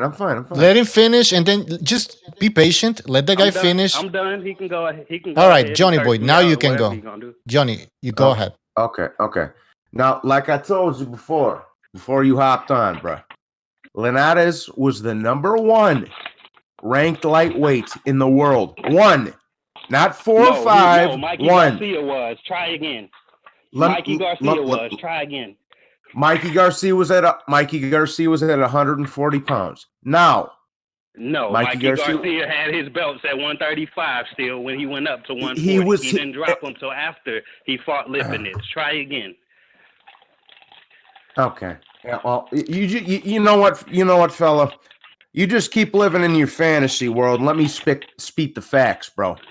The fact of the matter is that Linares was the number 1 lightweight in the world. When Lomachenko moved up to fight him, did he take a tune-up? No. Did he fuck around, take a thing? No. He went right for the fucking bull's balls. Okay? He didn't grab the bull by the horns. He grabbed it by the fucking ball. Okay? And now he moved up, fought the number 1 guy in the division, and everybody he's fought since then has been in the top 10. Now, if you want to talk about fools fighting bantamweights, how about you talk about Tank fighting 50-year-old Gamboa? No, we're talking He's a about bantamweight. Lomachenko. Lomachenko. Let's see with Lomachenko. Bro. Don't deflect towards another fighter you hate just to fucking get off of the subject. Let's talk All right, about Lomachenko. All right. Okay. So can I get in? Yes, go ahead, Recognize. Okay, so in your opinion, there's asterisks on his top 5 wins. Now let's look at his top 5 wins. Yeah. According to you. So you said Gary Russell. Correct? Yeah. Okay, you got Gary Russell. You said Rigondeaux, Linares, Pedraza, and Campbell. Pedraza. And Pedraza. Okay. And Pedraza. Yeah. So when let's start with his most recent big win. So when he beat Luke Campbell, was Luke Campbell an ex-champion? No, he wasn't. He hasn't done nothing in the sport. It's like I said. He's never won a belt? Nothing noteworthy. His best win is Ivan Mendy. Who the fuck is Ivan Mendy? But did he ever win a belt? Was he ranked high in the division? What was he ranked? Oh, he was ranked number 2. Haney was ranked number 1, wasn't he? Yeah, right. Yeah. Haney was ranked number 1, and Campbell was Haney's ranked resume. 2. Haney's resume is not better than Campbell, right? Because Campbell's more experienced. He fought bigger names. I wouldn't say it's not. Well, his resume isn't better. Has Haney ever fought a champion? When you're talking about the win column, Luke Campbell. Has Haney ever fought a champion? Has Haney ever fought a champion? No. Has Haney ever fought a champion? No, because that's right. So he's never fought a champion. So therefore, Luke Campbell is more. Luke Campbell is more seasoned, and Lomachenko beats him. Right? He beats Linares, who's more seasoned. What makes him more seasoned? Losing to Linares makes him more seasoned? Being that Haney never fought the guys he fought, we don't know what he would have done. You guessing what he would have done.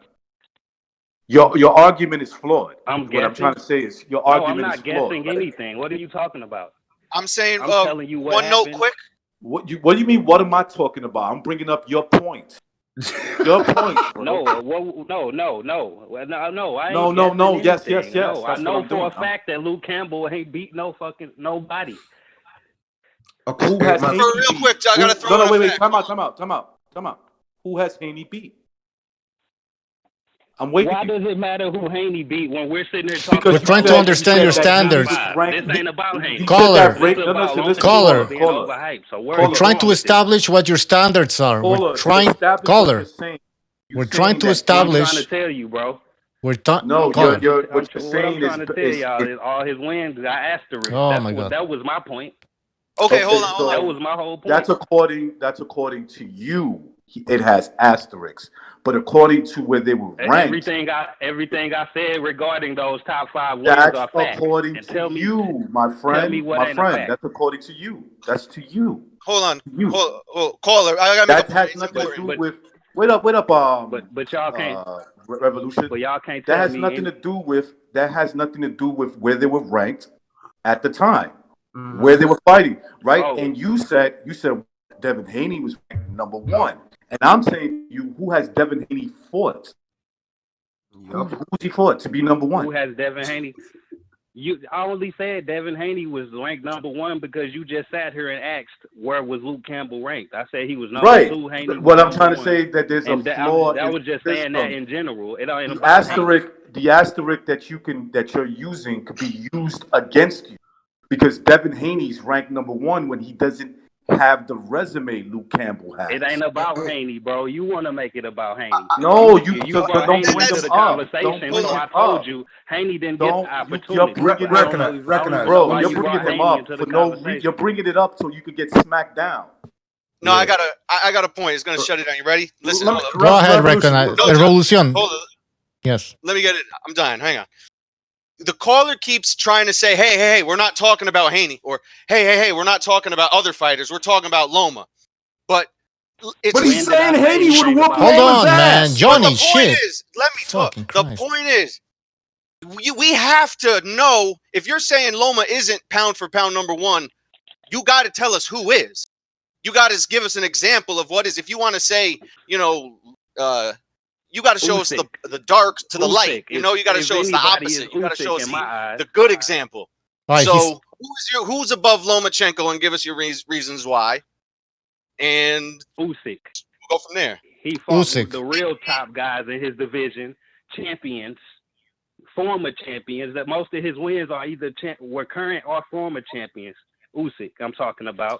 He cleaned out a division, unlike these lighter weight fighters that like to skip around weight classes and pretend that's an accomplishment by moving up and cherry picking.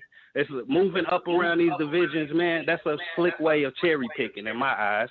If you clean Usyk had the benefit of a tournament. Usyk had the benefit of entering a tournament to get some of those belts. Loma did not have a tournament to enter.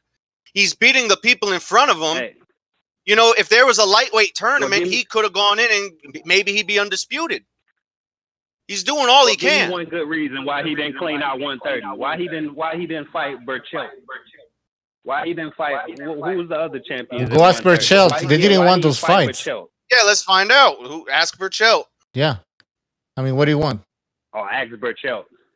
Yeah. They asked him and he didn't want the fight. On his resume. That's what I want. All right. What's your top 3 pound for pound list? So I understand this. Pound for pound, I'll say Usyk, Canelo, unfortunately, with his PED using ass, and Terrence Crawford, unfortunately, with his weak ass. He got a weak ass resume himself, but technically he fucking went undisputed, so I can't leave him out. So, but we're just fixated on the word undisputed. We're not looking at nuance of. We're just saying, undisputed, 4 belts. That makes him better. 4 belts better than 3 belts. Yeah, no, that's not what we're doing here. Usyk, that's what you're doing. You're saying that you're holding it against. But the thing is, Loma moved up instead of waiting to unify. He moved up, which is even harder. He did something. If Burchell didn't want to give him the unification, the undisputed, he said, "Fuck it, I'm moving up," and he's doing what he can. All right, he only got 3 of the 4 belts. Caller. For fuck's sake. All right, Revolution, calm down. These other guys Revolution, calm down. All right, so caller, what you basically did is you put asterisks in all of Lomachenko's biggest wins, right? So you basically that's what you did. You can't deny. Can we do this? Can we do the same? Can we do the same thing with Canelo or Crawford or even Usyk? Do you think we can do that? We can play that game. Can you give me Crawford's? You can't do it. You can't. You got some asterisks on some Canelo wins, but I'm talking about as of recent. Kovalev? It's a lot of Kovalev. Do you think there's an asterisk there? I mean, everywhere. No, not in my eyes. So the Danny Jacobs rehydration clause. Next to Danny Jacobs. What's that? Nothing. There's no asterisk next to Danny Jacobs or Kovalev, as far as I know. Rehydration clause. Y'all the ones sitting here talking about moving up is harder, but y'all want to say, but y'all want to fucking try to say Canelo he don't deserve credit for moving up and doing exactly what y'all want people to do and beating Kovalev. See, I'm going by y'all criteria, man. Our criteria. Well, listen, we don't put asterisks on next to Gary Russell Jr. or Rigondeaux, right? I mean, Rigondeaux was a pound for pounder. Now, here's the thing: you claim that Lomachenko is a lightweight, basically, but this guy is a small lightweight. Do you agree with that? A small lightweight? Yes. I can give you an example of a small lightweight. Tank Davis is a small lightweight. Gamboa that's a good is example. A small lightweight. That's a good example. But Lomachenko, he's a small lightweight as well. I think he's much bigger than Tank, if you ask me. But did you see him in the I don't know. I don't think so. Normal lightweight. I don't think so. He was fighting at featherweight. He's not some little skinny little guy. He might not be tall, but he's not lacking when it comes to like weight. You know what I'm saying? I'm pretty sure he rehydrates up to 145 himself. You don't know. You don't know. Johnny, go ahead. No, I was just, if I may interject real quick. Here. Bucho, if you would do me a solid, pull up the picture of Lomachenko and Campbell facing off. Then we'll talk about who's a small guy. Now, bro, you claim you don't know shit, bro. You think Linares was the number one lightweight? You don't know shit, bro. Once you get over that, I can take you serious because you know goddamn well Mikey Garcia was number one with your lying ass. Yeah, well, he left the division. Listen, caller. Yeah, why did he go up to fight fucking Spence, dude? Yo, he didn't want that fight, Lomachenko. No, Revolution, hold on. He's calling me up. Now, here, brother. Let me tell you something, bro. Mikey Garcia spreaded them cheeks for a paycheck to go up and get the shit slapped out of him. That's all it is. He's too much of a bum. He doesn't want to take a risk in the ring. Now, caller. Now, you look at the fucking picture there. So, fighting Spence you tell wasn't me a he's risk. a small guy. You sound like a fucking idiot. And here, hold on. Now, you knocking Lomachenko and all this other bullshit for fighting Rigondeaux. Did you give Spence props for beating Mikey? Because the size difference. Look, you want to keep bringing up some people that we not even talk about to prove your point. That's how I know you losing this argument, bro. You ain't answer his question. Just answer. No, answer the question. What you answer the question? Did I give him credit? Did I give Spence credit for beating Mikey Garcia? Yeah. Be honest. He did. Really. Be honest. Come on, you thought about it. Not really. I gave him credit for the way he did it, but not you beating a lightweight at welterweight. That don't mean too much of shit to me. But Spence got wins at welterweight. That's quality. Sean Porter and Brooke. So that kind of cancels out your whole argument. It ain't all about Mikey Garcia when it comes to Spence. He proved himself at that weight, fighting two tough champions.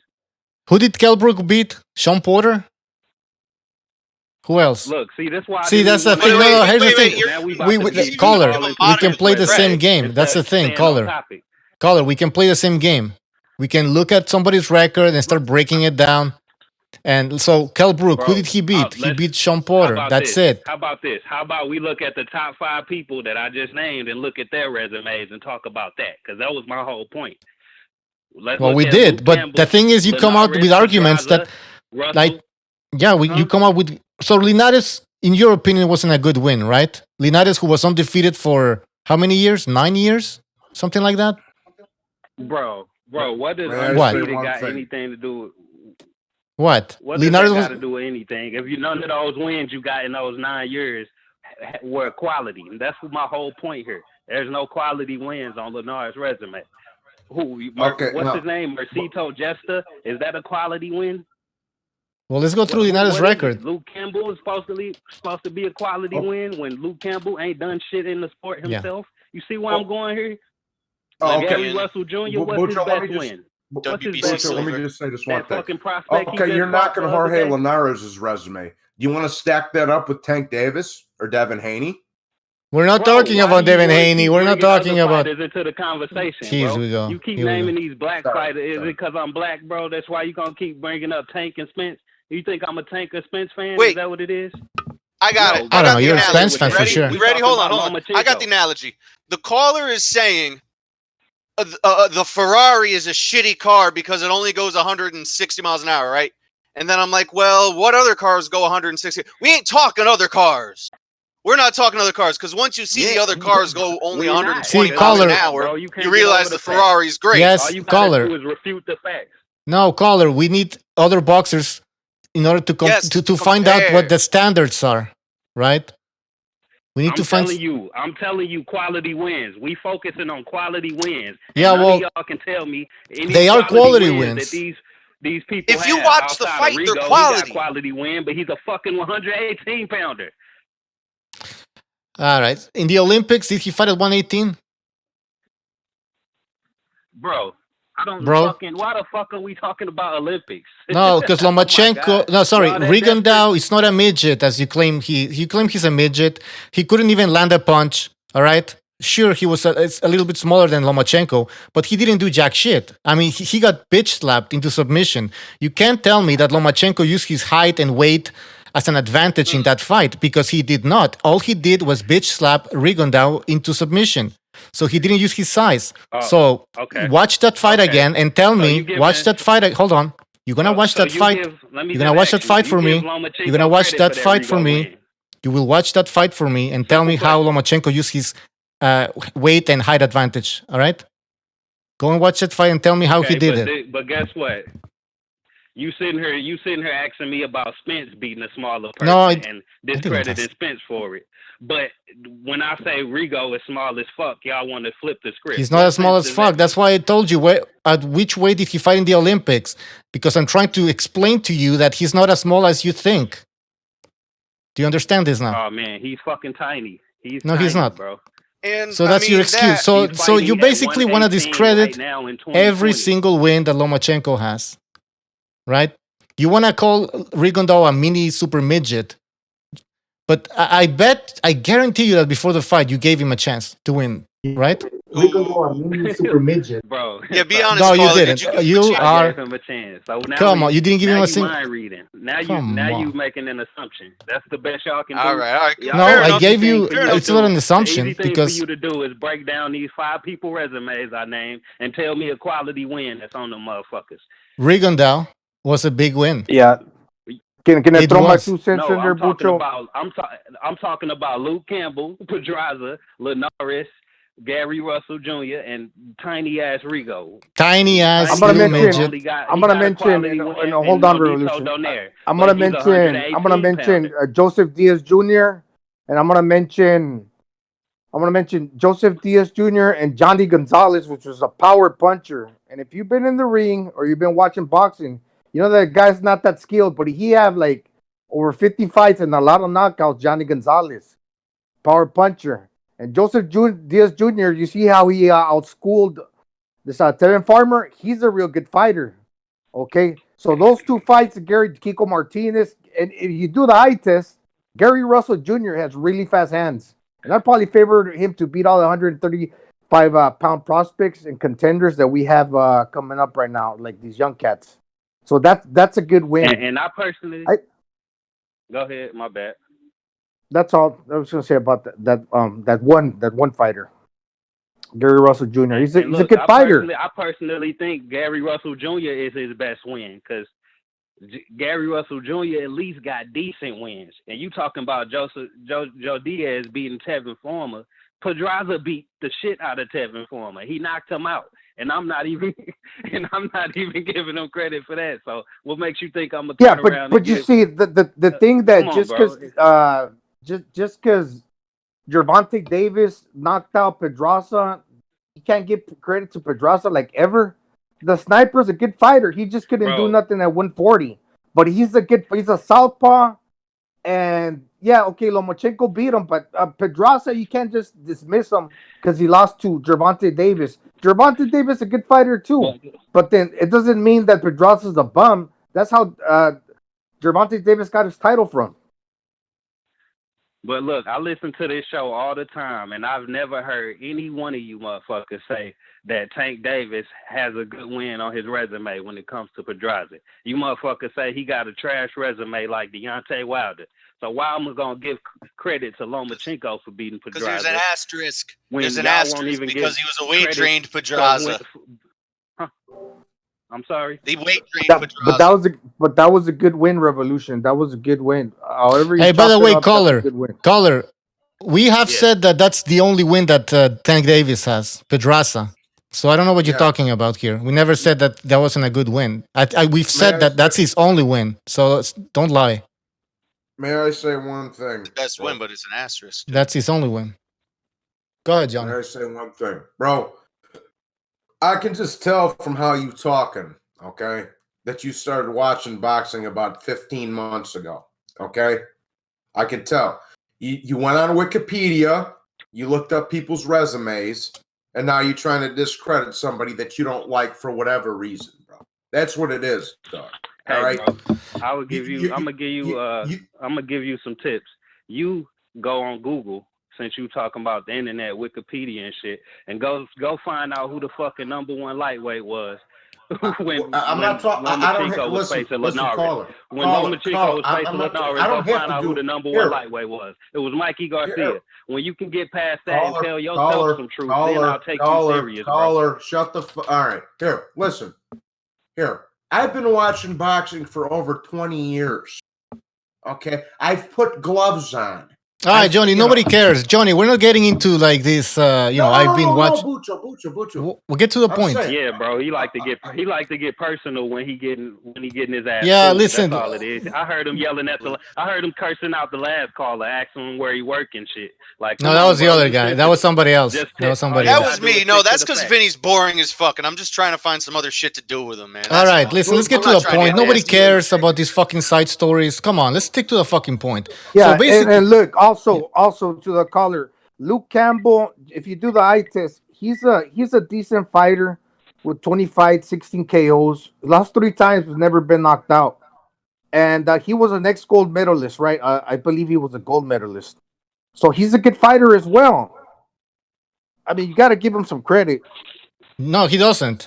Well, I don't. You don't want to give him any credit. Not having quality wins and losing every time you step up, bro. All right. Wilder the same credit for motherfucking Gerald Washington and shit like that because he was an undefeated prospect? No, I'm not. You're not getting credit for beating people that ain't done shit in the sport, bro. That's as simple as that. You got to do something for it to be a quality win.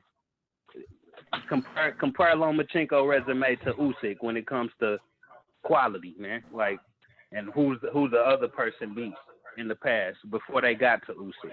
And you're going to see a major difference. That's all I'm saying. Explain it to us beyond undisputed. Yeah. Explain it beyond Lomachenko did something that nobody has done in the male as far as like the men. He within the fights that he has, he's garnered 3 titles in different weight divisions with only like 14 fights at the time. So that 14 or 13 fights, that in itself broke a record. He made like 4 people quit in a row, like do a no mas, which has never been done before. And I know that's not an actual record, but I mean, who has done that before where the guy quits and doesn't want to continue back to back to back to back? Have you ever seen that before? Can you at least appreciate that no fighter does that to another fighter? What about, and yeah, exactly. Have you seen that, first of all? And second of all, why did you only pick those? Rocky Martinez, Nicholas Walters, you wanted to exclude those fights. And by the way, Lomachenko accomplished this in 15 professional fights, right? So that's another thing that you have to take into consideration. How old was that motherfucker when he started fighting? Doesn't matter. He didn't have any professional fights. Oh, it don't. If his age don't matter, then the fucking amount of wins don't matter. No. Look, what matters? Can I say something? No. Lipinets have before he got a title. What, 12? I don't know, but the thing is, here's the deal. Caller. World beater because of that? Caller, the age doesn't matter. What matters is how many professional fights he had, right? So he has. Why does that matter, bro? That's an empty. Because do you think I'm gonna tell you why, caller? Do you think amateur boxing and professional boxing is the same thing? Do you think there's a major difference? Do you think it's the same or not, bro? Yeah, Answer the question. This dude up as a 2-time gold medalist. Why you should expect a gold medalist to be fucking ready. That's why I ain't counting that shit. I ain't counting fights and giving him an accomplishment for that. If you were discrediting the Olympics before. Right. He was shitting on the Olympics before. Ready in a low amount of fights. But then he lost. How much more? Wow, man! You just don't want to give the guy any credit. This is amazing. Watch. You didn't put the X-Men Waters, but at the X-Men Waters has only lost one time, and that's to Vasily Lomachenko. I mean, he drew with Jason Sosa, but then he's got the Mariaga, Nonito Onaire, and he's got the Victor Chihuahua win. This is the X-Men. And after Lomachenko, the guy retired, man. So, I mean, he's a good fighter. See, here's the thing. Before Lomachenko, he was on a year layoff. He retired before Lomachenko. They brought his ass out of the nursing home. Here's a caller. Caller. Here's what you're doing, caller. You're just shitting on Lomachenko, right? So you basically break down his top 5 wins and just throw an asterisk in there. And then we want to do the same thing with another fighter like Spence. You start saying, well, don't talk about Spence. We're talking about Lomachenko. But the reason why we're trying to hold on, let me talk. Let me finish. Let me finish. Let me finish. Let me finish. Thank you. So the reason why we want to talk about another boxer is to prove a point here that we can do the same thing with other fighters, right? But you're not allowing us to do that. So that's pretty. Come on, that's pretty tricky from you. I'm not allowing you to do that. I can tell you. Because I ain't got Spence or Tank #1 on my motherfucking pound for pound list. That's the difference. We're talking about Usyk. He wants to talk about Usyk. He keeps saying how Usyk is better than Loma. So let's address that. Okay, I'm already going to say this. Usyk was able to enter a tournament. Usyk in my eyes. Does anybody else think that gave Usyk an advantage in getting those belts? Because he's saying that Usyk is so much better because he cleared his division out and he went undisputed, and Loma hasn't done that, so he's overrated. Okay, but he had the benefit of going in a tournament. Okay, can we say that? Yeah, we understand that. But look, Burchell, Miguel Burchell, he's from the Yucatan Peninsula in Mexico. He never wanted to leave Cancun really to fight in other places. He's notoriously known for staying on that side of the country under the Mexican promotional company.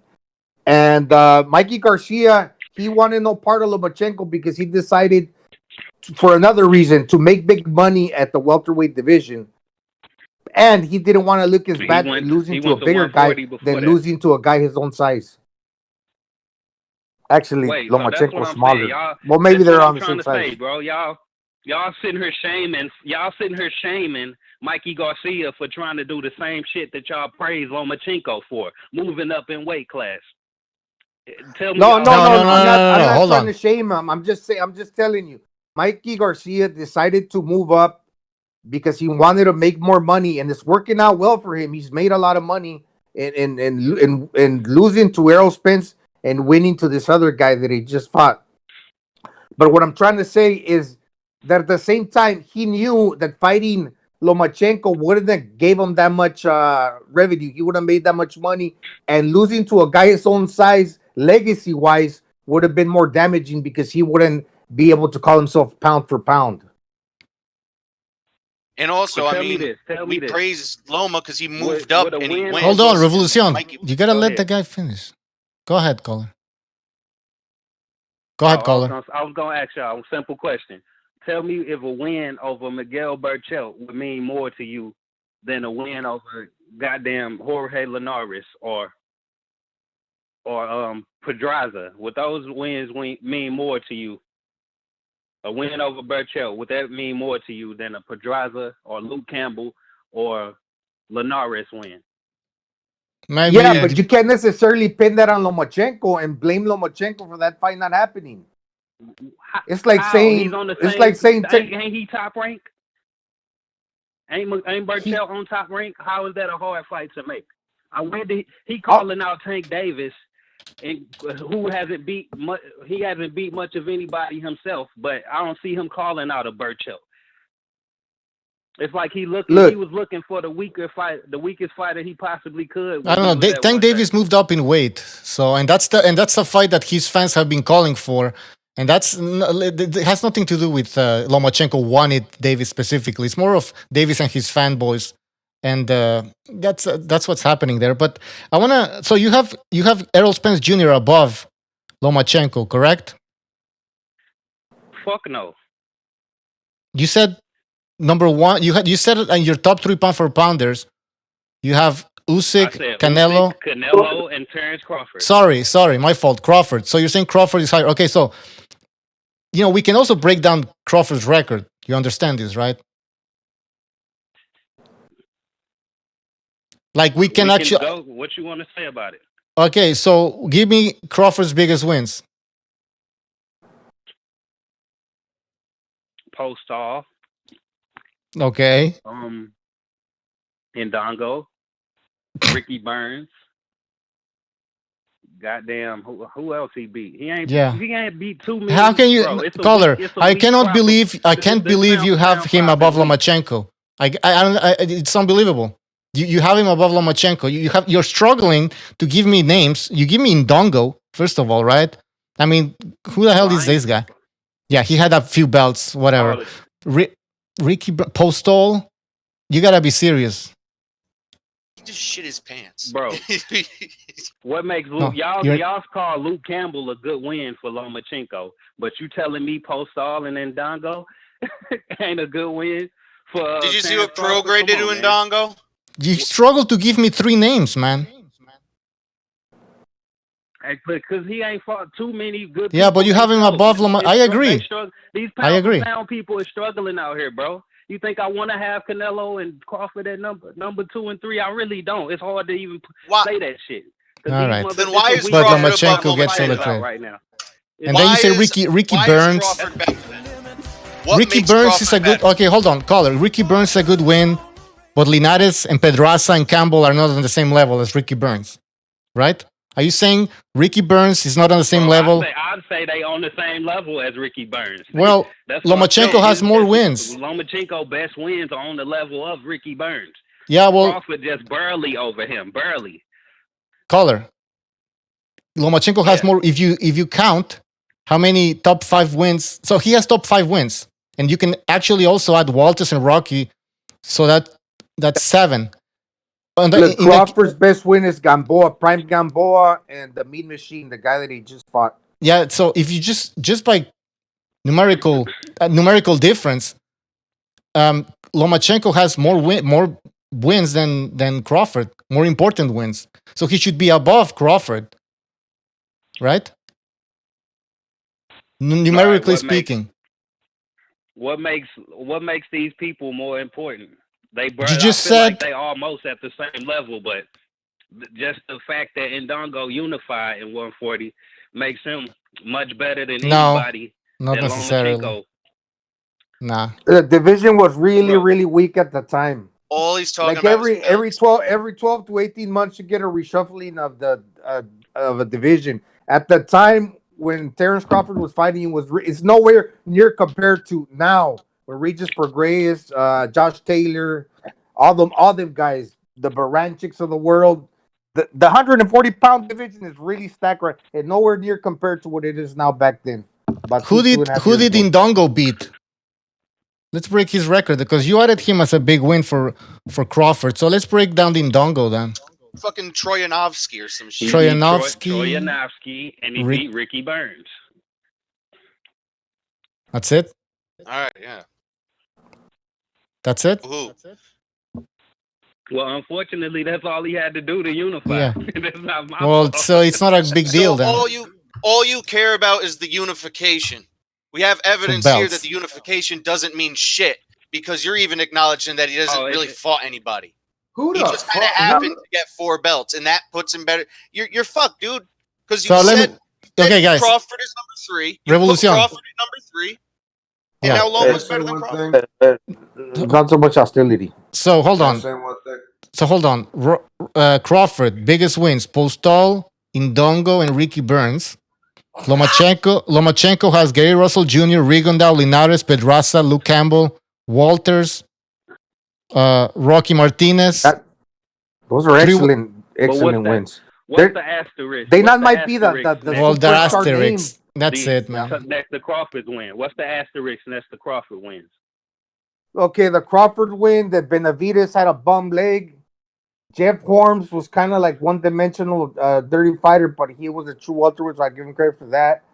And we're gonna say that Indongo was a weak champion because that division was weak at the time, and his later fight he just got killed really easily by Regis Prograis. But we're not gonna really say that because we can't really do that. What has Postol done before and after the Crawford fight? That's a good win. Postol was a good win. Yeah. But after that, I mean, and Jeff Horn beat fucking a legendary Manny Pacquiao, man. Just that win alone, Jeff Horn, bro. No, he didn't. It's better than like I said. I keep naming these people: Luke Campbell, Gary Russell, Pedraza, and who's the other person? Nah, I don't understand how you can have Crawford above. It doesn't make sense. Jeff Horn got a better win than 4 out of the 5 people that I named that have asterisks on Lomachenko resume. Bucho, may I say one thing, please? All right, go ahead. All right. First, I wasn't getting personal with the kid. I was just saying he doesn't know nothing. But here, bro. Now, here, I want you to give me 5 wins, like Bucho was just telling you to do. Give me 5 wins, the top 5 wins of Crawford's career. We'll stack that up with the top 5 wins of Lomachenko's career. We tried to do that, you can Johnny. Tell me what. All right. Yeah, we just did that, boy. We just did that, man. Who you calling Basically boy, doing bro? that already. Yeah, we did that. Who you call? Don't call me boy. All right, Johnny.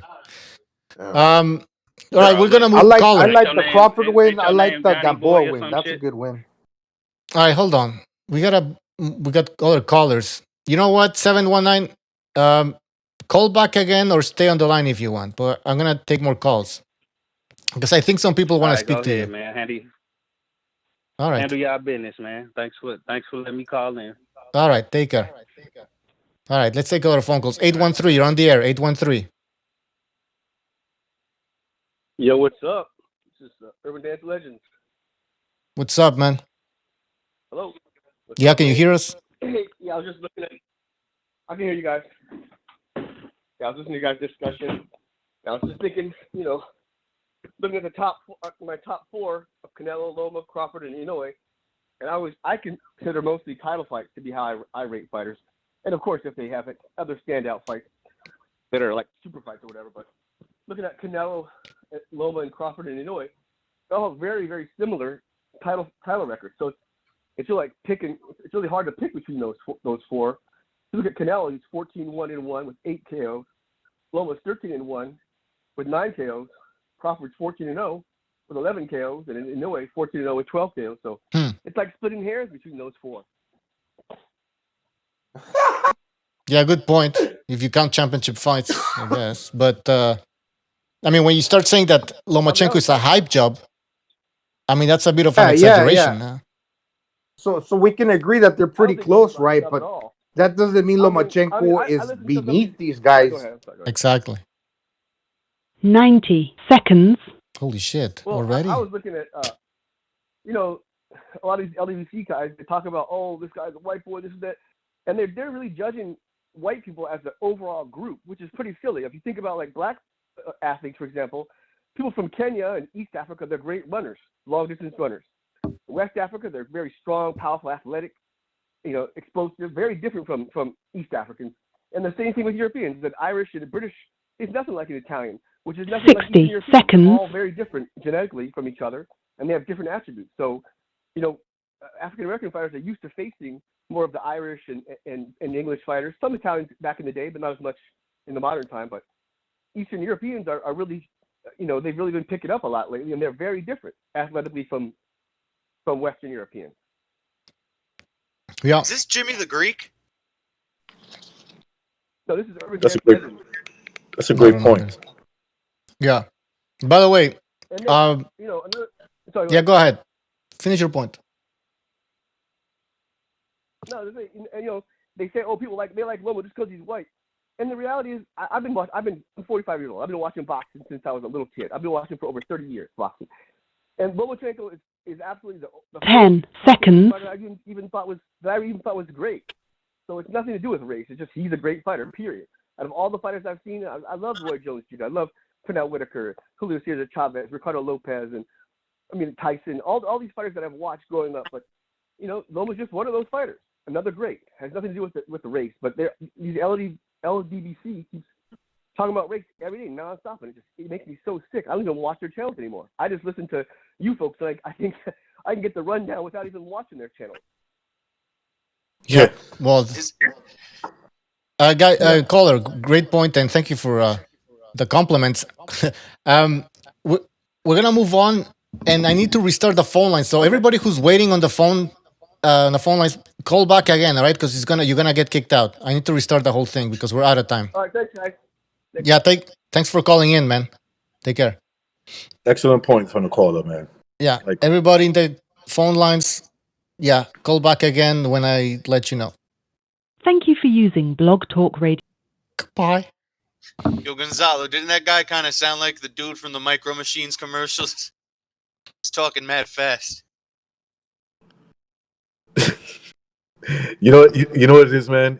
Eastern Europeans are kind of new to the American public, and so they're not sure what to make of them because they see look, there's a little prejudice. To say that there's not, of course there is. Look, maybe when I was younger and if I would have got caught up in that, I would have probably had some prejudice against fighters from a different part of the world coming over here and putting up good fights, winning fights. But it's just part of boxing. If you look at the American scene before it was the immigrants from Western Europe that were coming over here and having good careers. And then it was the Hispanics, African Americans, and look, it's not to say that African Americans don't still succeed in America. It's just they got new competition. That's not going to change. That's never going to change. There's always going to be, some new guys that step to your face. It's like baseball. At first, it was Cubans, Puerto Ricans, Dominicans. Now you got the Venezuelans, the Mexicans. You got a lot of people from South America. They're making noise. Japanese. They're not. Listen, I hate to say it, but they're not as good as South America. I'm sorry. Yeah, South Venezuela. America and America.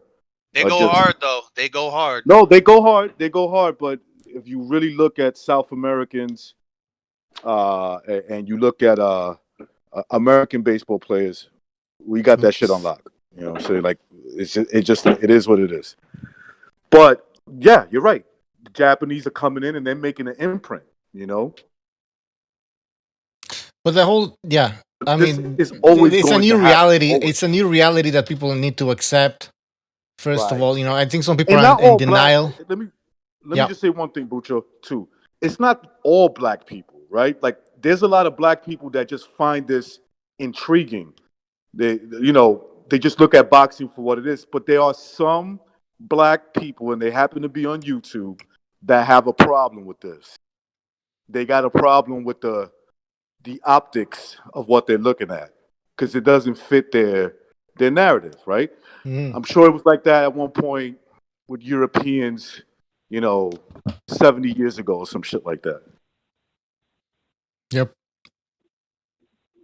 All right, hold on. 773 on the air. 773.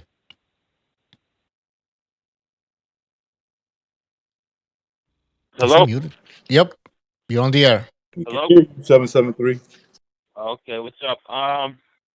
Yeah, I listened to that call, and as soon as he said the unification, but that was a weak division, or kind of discredited his whole argument. He was talking about unification and why this and that's so much better. And then he said, well, the unification sucked. It wasn't a big win, and he didn't have no wins. So I thought that was funny. Kind of just blew his whole argument out the water. But as far as Lomachenko, he brought up Mike Garcia. I gotta say, this isn't like the UFC. Boxing isn't like the UFC where push comes to shove, Dana White is gonna make you fight the best fighters. If you want to be a champion, you have to fight the absolute best fighters in the organization. When it comes to boxing, it's not like that. You can pick who you want to fight. Pick and choose. Floyd Mayweather made a career out of it. You can pick and choose who you fight. That's just the way it is. Okay. Boxers got a lot more luxury in that way. I have a question for the caller. Is Khabib and Tony Ferguson fighting? No. So no, the best don't always fight the best in UFC either. But for the most part, No, they do, right? They absolutely do. I mean, generally speaking, I think the UFC. I mean, they do the best do fight the best for the most part. I'm sure there's exceptions. Absolutely, they do. Absolutely, the best fighters fight the best fighters. Yeah.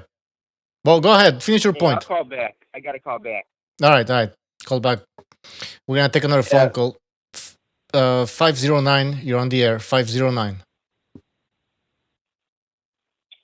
Hey, what's up, guys?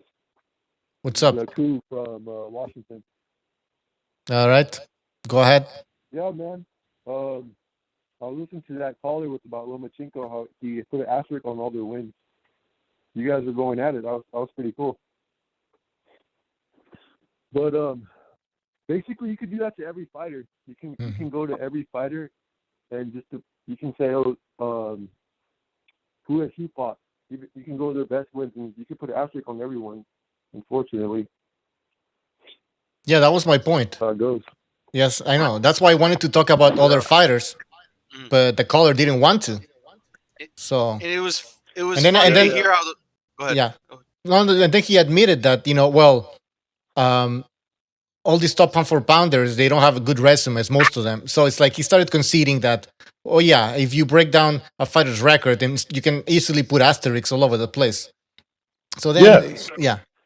Go ahead. Exactly. Yeah. And the thing is separate is Lomachenko is right when that was a good question when you started questioning about Crawford. Is the thing is how we rate how good fighters are is about the name, how the names that you fight. That's why we know. That's why we know the fighters like he was talking about, Ricky Burns, and some other fighters, the other two fighters he named, because those are names. Like that's what we know. And all the Lomachenko's, and he has a whole half his list is a bunch of names. So and how you become a name is you fight on the top of competition and you do well. You don't even have to win as long as you do well, and as long as you kind of show that you're in that level, kind of like Campbell did.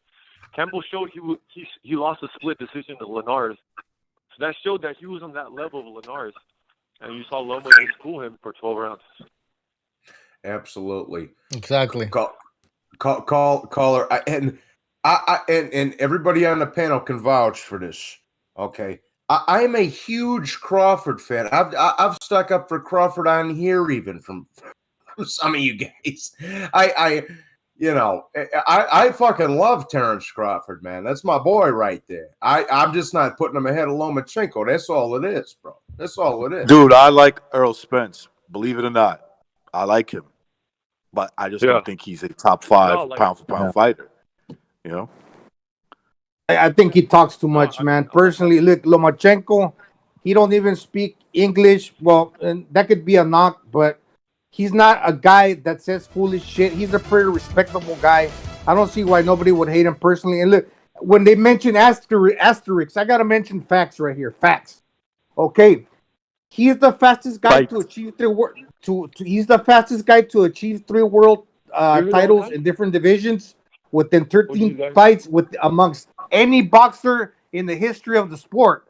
So how can you have an asterisk and say that that's not an accomplishment? Because you're basically saying that even though he's the guy that's done it the fastest, that's not good enough. So what does that say about the sport? That everybody else sucks because he's done it better, but then that don't count. How does that make sense? Yeah. You know what I mean? Yeah. Hey, caller.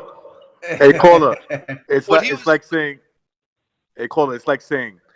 let's just come up with a pretend fighter. His first fight is against Keith Thurman. He knocks him out. His second fight, Sean Porter, he beats him. His third fight, Earl Spence, beats him. His fourth fight, Danny Garcia knocks him out. His fifth fight is fucking Manny Pacquiao. He beats him. Because he had 5 fights, he can't be pound for pound the best fighter?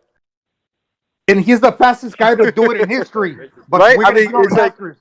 We're going to give him an asterisk. Yeah, he's the fastest to do it. The asterisk, though. You're forgetting the asterisk. All right, caller. Yeah. And go ahead. And that was crazy. That he had an agenda. He did his homework on Lomachenko. He had a lot of good points, but he had a lot of crazy points too. And he wasn't being realistic. What he wanted, as you were questioning him, he started realizing like, oh wow, you can say that about every fighter. And and I agree. I want to push he had back on Usyk the number one. Yeah, go ahead. I agree with him on that, but Usyk now moved up to heavyweight and really hasn't done nothing. So, Yeah.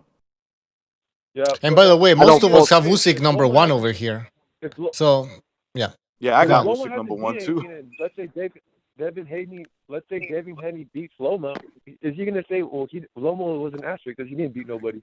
You know what I mean? Mm-hmm. Yeah, Say that about everybody. That's a great point. Yeah, look. But I want to push back. I want to push the kind of point you guys had about like how Canelo is Canelo's a cheater. Like he beat Triple G clean. He beat Triple G clean. Like they did drug testing before and after, and he came out clean. So doesn't that kind of shows that he was clean for the rematch for the Canelo for the Triple G fight? I don't know if he was clean, and I don't know what the deal is, but I give him credit for it. Yeah, like it is what it is. Yeah, he improved. I don't think he won, but that's just my opinion. That's not the facts. He did better than the first fight. Oh, yeah, I can see. Yeah. The fact is that he's got. The fact is that Triple G has a loss, and it's official. So nothing I can say. Imagine him cheating twice in a row. That'd be a career ender. Anyways, caller, any last comments? Yeah, no, both Triple G and Canelo, they were both close fights. I just think Triple G is not going to take a rematch without drug testing and making sure Canelo was cleared for the fight and after the fight. Because if he would have came out with a test after the fight, he would have told everyone, yo, Canelo was cheating. But, obviously Triple G smart and they took tests in Canelo. How much that helps to cheat, if he cheated or not the months prior to that, we don't know. But the fact was that he tested cleanly for the rematch before and after. That's my point. All right. Thanks for calling in, man. Call back again next time. Take care. Yep. All right. Well, those are the phone calls for now. Anything you guys want to say? Bocho, did you see my message in the chat, bro? All right. Yeah, that's fine. You know how he made those 4 guys quit in a row, back to back. Then it was interesting because he almost did it to Pedraza and he almost did it to Luke Campbell too. But credit to them, they survived. They were on the canvas taking a knee. Gonzalo, I love how these dudes make their argument without content. They don't. It's like, no, let's not talk about that. It's like, well, what do you want me to talk about? Okay, you don't think that Lomachenko should get credit for these wins? Then who should he have been fighting? Yeah. Right? I mean, Berchelt, Mikey wasn't even in the division. Mikey wasn't in the division. Come on, let's be real. Mikey did not want to fight Lomachenko. He just didn't. He moved up in weight. He didn't want to come back down to 135. Come on. What is Lomachenko supposed to do? Is Lomachenko supposed to postpone his career until Mikey gets, Mikey says, I'm going to come back down to 135? That's right. No. You take on the fighters you got to take on. Yeah, and Berchelt, he's with Top Rank, but he's only co-promoted. He's with Zamfir Promotions. He only fights over there in the Yucatan Peninsula. He never wanted really to, maybe now, I don't know what he's doing with his career. Who did Berchelt just beat? He had a good fight against, can't recall his name, but he needs to step it up as well. And by the way, when you look at these top pound for pounders and you're trying to rank them, the fashion by which like a fighter disposes of his opponent, because this is what Lomachenko has been doing. I mean, he's been making these guys quit. That has to come into the equation, because I mean, look at the Postol. That's Crawford, one of Crawford's biggest wins. But look at that fight. How fucking I mean, the people, the crowd was booing. Now, come on, man.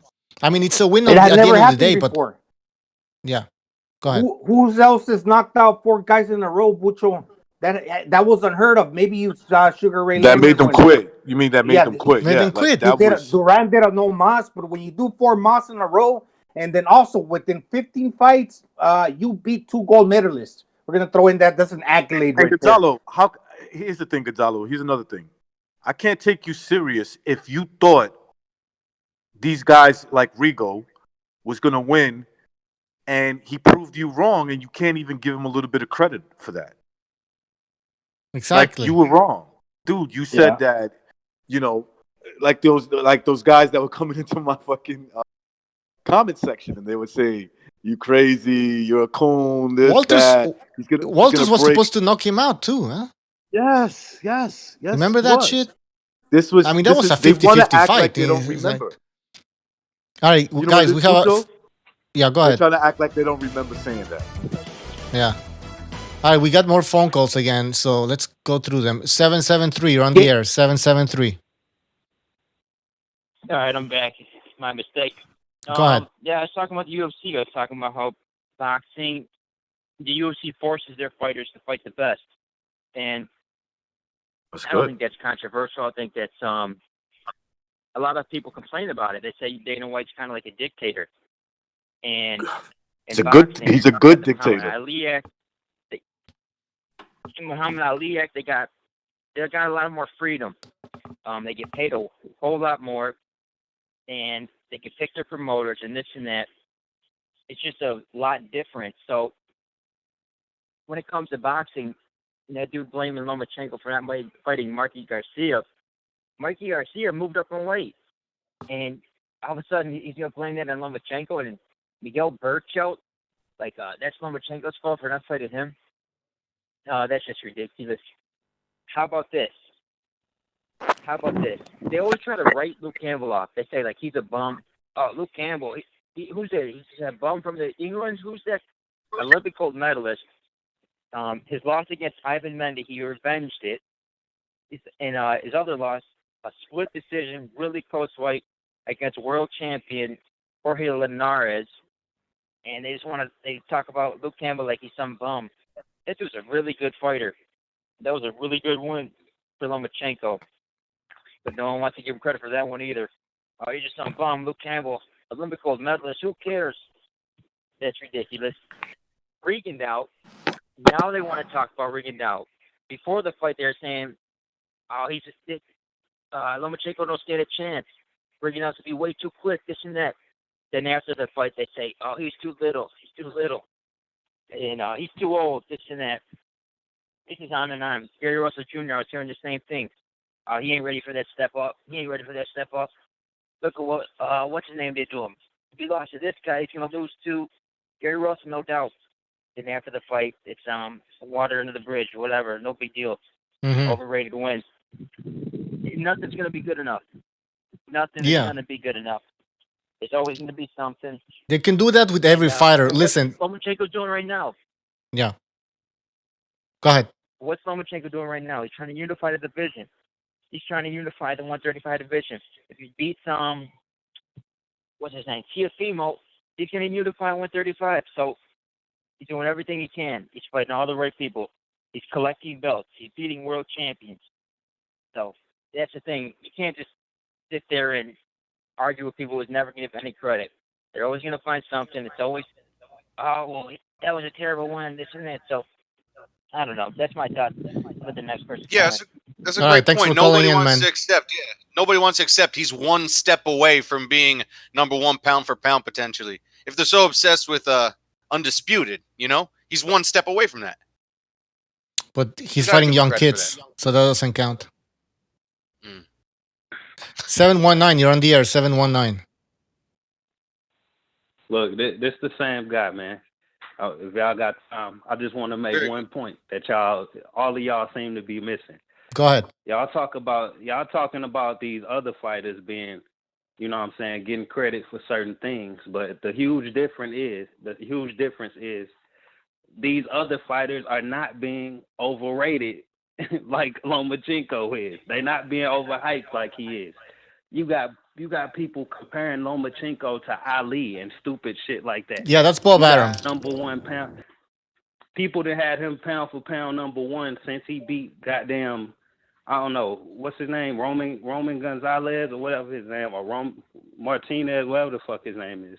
I'm saying that's the big difference here. None of these other fighters y'all want to bring up, like Tank and Spence, are being overhyped on that level. That's the huge point that y'all missing.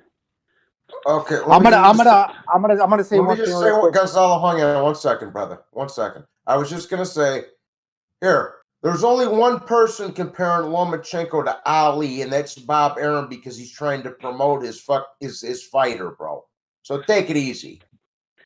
Good point. Bro, people say some crazy shit about Lomachenko. Some people said crazy shit about Deontay Wilder. Nobody, come on. He's the I'm gonna say something about Lomachenko. Yeah, well, you can't really define a legacy-worthy career as of yet within 15 fights. That's to be determined. But I'm just gonna mention that as an amateur, in the history of the amateurs, you could make him a top 5, if not number 1 or 2, of the greatest amateurs to have ever lived, with over 400 fights and only losing one time and avenging that loss. So that's the amateur game. So it's not ridiculous to assume that this guy that got 2 fists that throw hands, that's had an extensive amateur career and won 2 gold medals in the amateur ranks, just because he's not a professional, but was an amateur for many, many years, that he's one of the greatest fighters to ever live. But it's not proven in the professionals. But in the amateurs, that's a for certain fact. Yep. I can't believe like boxing fans ever lived. No, nobody's saying that. No, none of us here are saying he's the greatest fighter that ever lived. All right, so that's ridiculous talk, bro. Nobody's saying that. No, we're not saying that. Amateur. That's not ridiculous. That's amateur, probably not. But we're talking pros. Go ahead, recognize. He muted himself. We're not saying that over here. Can I respond? Yeah. When people think amateur, it's not like he's like amateur because he don't know. No, he's 400 fucking fights, fought all the different styles, 2 gold medals. All right, Gonzalo, we get it. Gonzalo, we get it. He's amateur-wise, he's very good. All right, Revolucion, go ahead. Caller. This might sound like a dumb question, but do you consider yourself a Lomachenko fan? Like I do. I consider myself a Lomachenko fan. Are you? I'm a fan of his style. Yeah. All right. Cool. All right. So, how come you don't put him above Crawford? I mean, if you do like him, you like his style, you recognize he's a good fighter, and we were talking earlier, and you put Crawford at 3. And then we asked for fighters and his best fights, and you couldn't really think of much. The way he's overhyped puts a bad taste in my mouth. I don't want the sport to end up like this. Like, wait, we count. But who's overhyping him? Let me ask you something. Who's overhyping him? So that's on you, though. So really, it's just on you. You should just ignore the people overhyping him. Yeah. Just enjoy him. Because you're coming here and you're arguing with other fans of his. It's We're like all when fans. we all like him. No, it ain't. It ain't that other people overhyping him. Like, he doesn't deserve the hype either. He does. I mean, what are you talking about? Now you got your head up there. Why doesn't you? I've given you so many reasons why you he doesn't deserve the hype. You had to nitpick, basically. You had to nitpick, and when it came time to talk about Crawford, like immediately your shit just fell apart. You were just like, Bud really hasn't had a lot of. You said nobody has a good record, but Usyk and Canelo. That's you basically. No, that's what you ended up saying. I'm telling you, they both don't sit. They both. Then who does? I'm curious. But he ended up with. Lomachenko is way too overhyped. He's the most overhyped. Okay, so tell me who's not overhyped. Who belongs number 1, in your opinion? He said Usyk, Canelo. Who's the best fighter right now? He said Usyk, Canelo. Okay, I agree. Do I think Usyk is way better than Yeah, fucking Lomachenko? Hell no. No, that's the Hell thing. no. That's There the is thing. no guy way better than him. There's Fuck nobody yeah, he is. in boxing You right now goddamn right. No way way. better than Lomachenko. Usyk would never lose to somebody like Salido. Y'all want to talk about? Y'all Here want we to In his go. talk second about The professional Salido fight, card. Look, Did this he is the get- point. This is Hold what on, y'all let me don't ask you- understand. Can Y'all I talk about get- his amateur career. Y'all boosting him up when y'all say this shit. He had 400 amateur fights. All right, so he's a bum. One All right, of them. I'm And gonna then talk. you I'm say gonna he talk got your 2 language. gold I'm medals. gonna Y'all talk your boosting language. him up when I'm gonna y'all talk say your that. language. And then when you look at the I'm gonna talk reality, your language. then look at his Lomachenko is resume. nothing. He's Look at his nobody. loss to Salido. That shit just makes it look So crazy. lost to Salido. Makes So y'all the look loss crazy. to Salido, he can't redeem himself. He can't redeem himself. Is that And what his you're saying? resume too. I broke down his whole. Y'all want me to break down his resume again? Can he redeem himself? Caller, we're asking you a question straight. Can he redeem himself from that loss against Salido in his second professional fight? Can he redeem himself? He could Yes. have, but he can in the future. Yeah, he can. It's things he can do to win me over. Yeah, to make it seem like he's not so overhyped. So Yeah, he what if can he redeem beats himself from that Teofimo and loss. goes All right. undisputed? In his If next he fight, cleans he out beats Teofimo and 135, goes I will undisputed. Is leave that him redeem? alone. If he clean out 135, I'll leave him alone. But Okay. Luke, He's one Luke fight Campbell away. Ain't cleaning out 130. Luke Campbell ain't worthy of me talking about a win over him or a win over fucking Anthony Crowler. Like, I'm not giving people credit for that weak ass shit. Shit the people done already. Like, Then if who else should he Linares fight can in the beat Luke division? Campbell, huh? Who else should he fight in the division then? Give us a list. Look, if he beat Teofimo Lopez, Mm-hmm. if he beat Tank Davis. Okay. Okay, all Who right. has a win over Give me those Pedraza? 2 wins. Give me those 2 wins right there. Give me those 2 wins right there, and I'll leave Lomachenko the fuck alone. All right, well, Oh. Teofimo is next on the list. That's what it looks like. I don't And understand then what we'll Tank see Davis what is. Tank does. What's the deal with Tank Davis though? He only won against Pedraza, right? And you don't count Pedraza as a good win. Hey, So hold on. hey, Yeah. Lomachenko must know something we don't know because he's been calling him out. So who cares? He Why been you? calling him Who out cares? severely? Why do you rate 'Cause Tank he Davis so knows- high? Excuse me. How come you rate Tank Davis so high? Like he has to beat him. Lomachenko does. That's why. Because Lomachenko does. So because Lomachenko does, you do as well. All right. Sounds No, okay. but the thing that everybody's been calling out Lomachenko because somebody they've been out that clout hard if chasing. they was a All weak right. They've been fighter. clout. That doesn't make sense. They've been clout chasing. Lomachenko ain't no clout chasing. He's the guy with the. If he's so hype, he's the guy that got the more accomplishments in the lightweight division. Who Yeah, else got Devin more Haney's a accomplishments? clout chaser. Devin Haney's a clout chaser. I didn't call No, he said Tank Lomachenko Davis. a clout chaser. I'm telling you. Oh, he Tank. sees Well, what Tank Nah, Davis everybody else Gervonta sees in Davis. Tank, which Who is beat why say he he Pedraza? ain't fight call, him to you define his said legacy. Lomachenko ain't calling out Period. Gervonta Davis.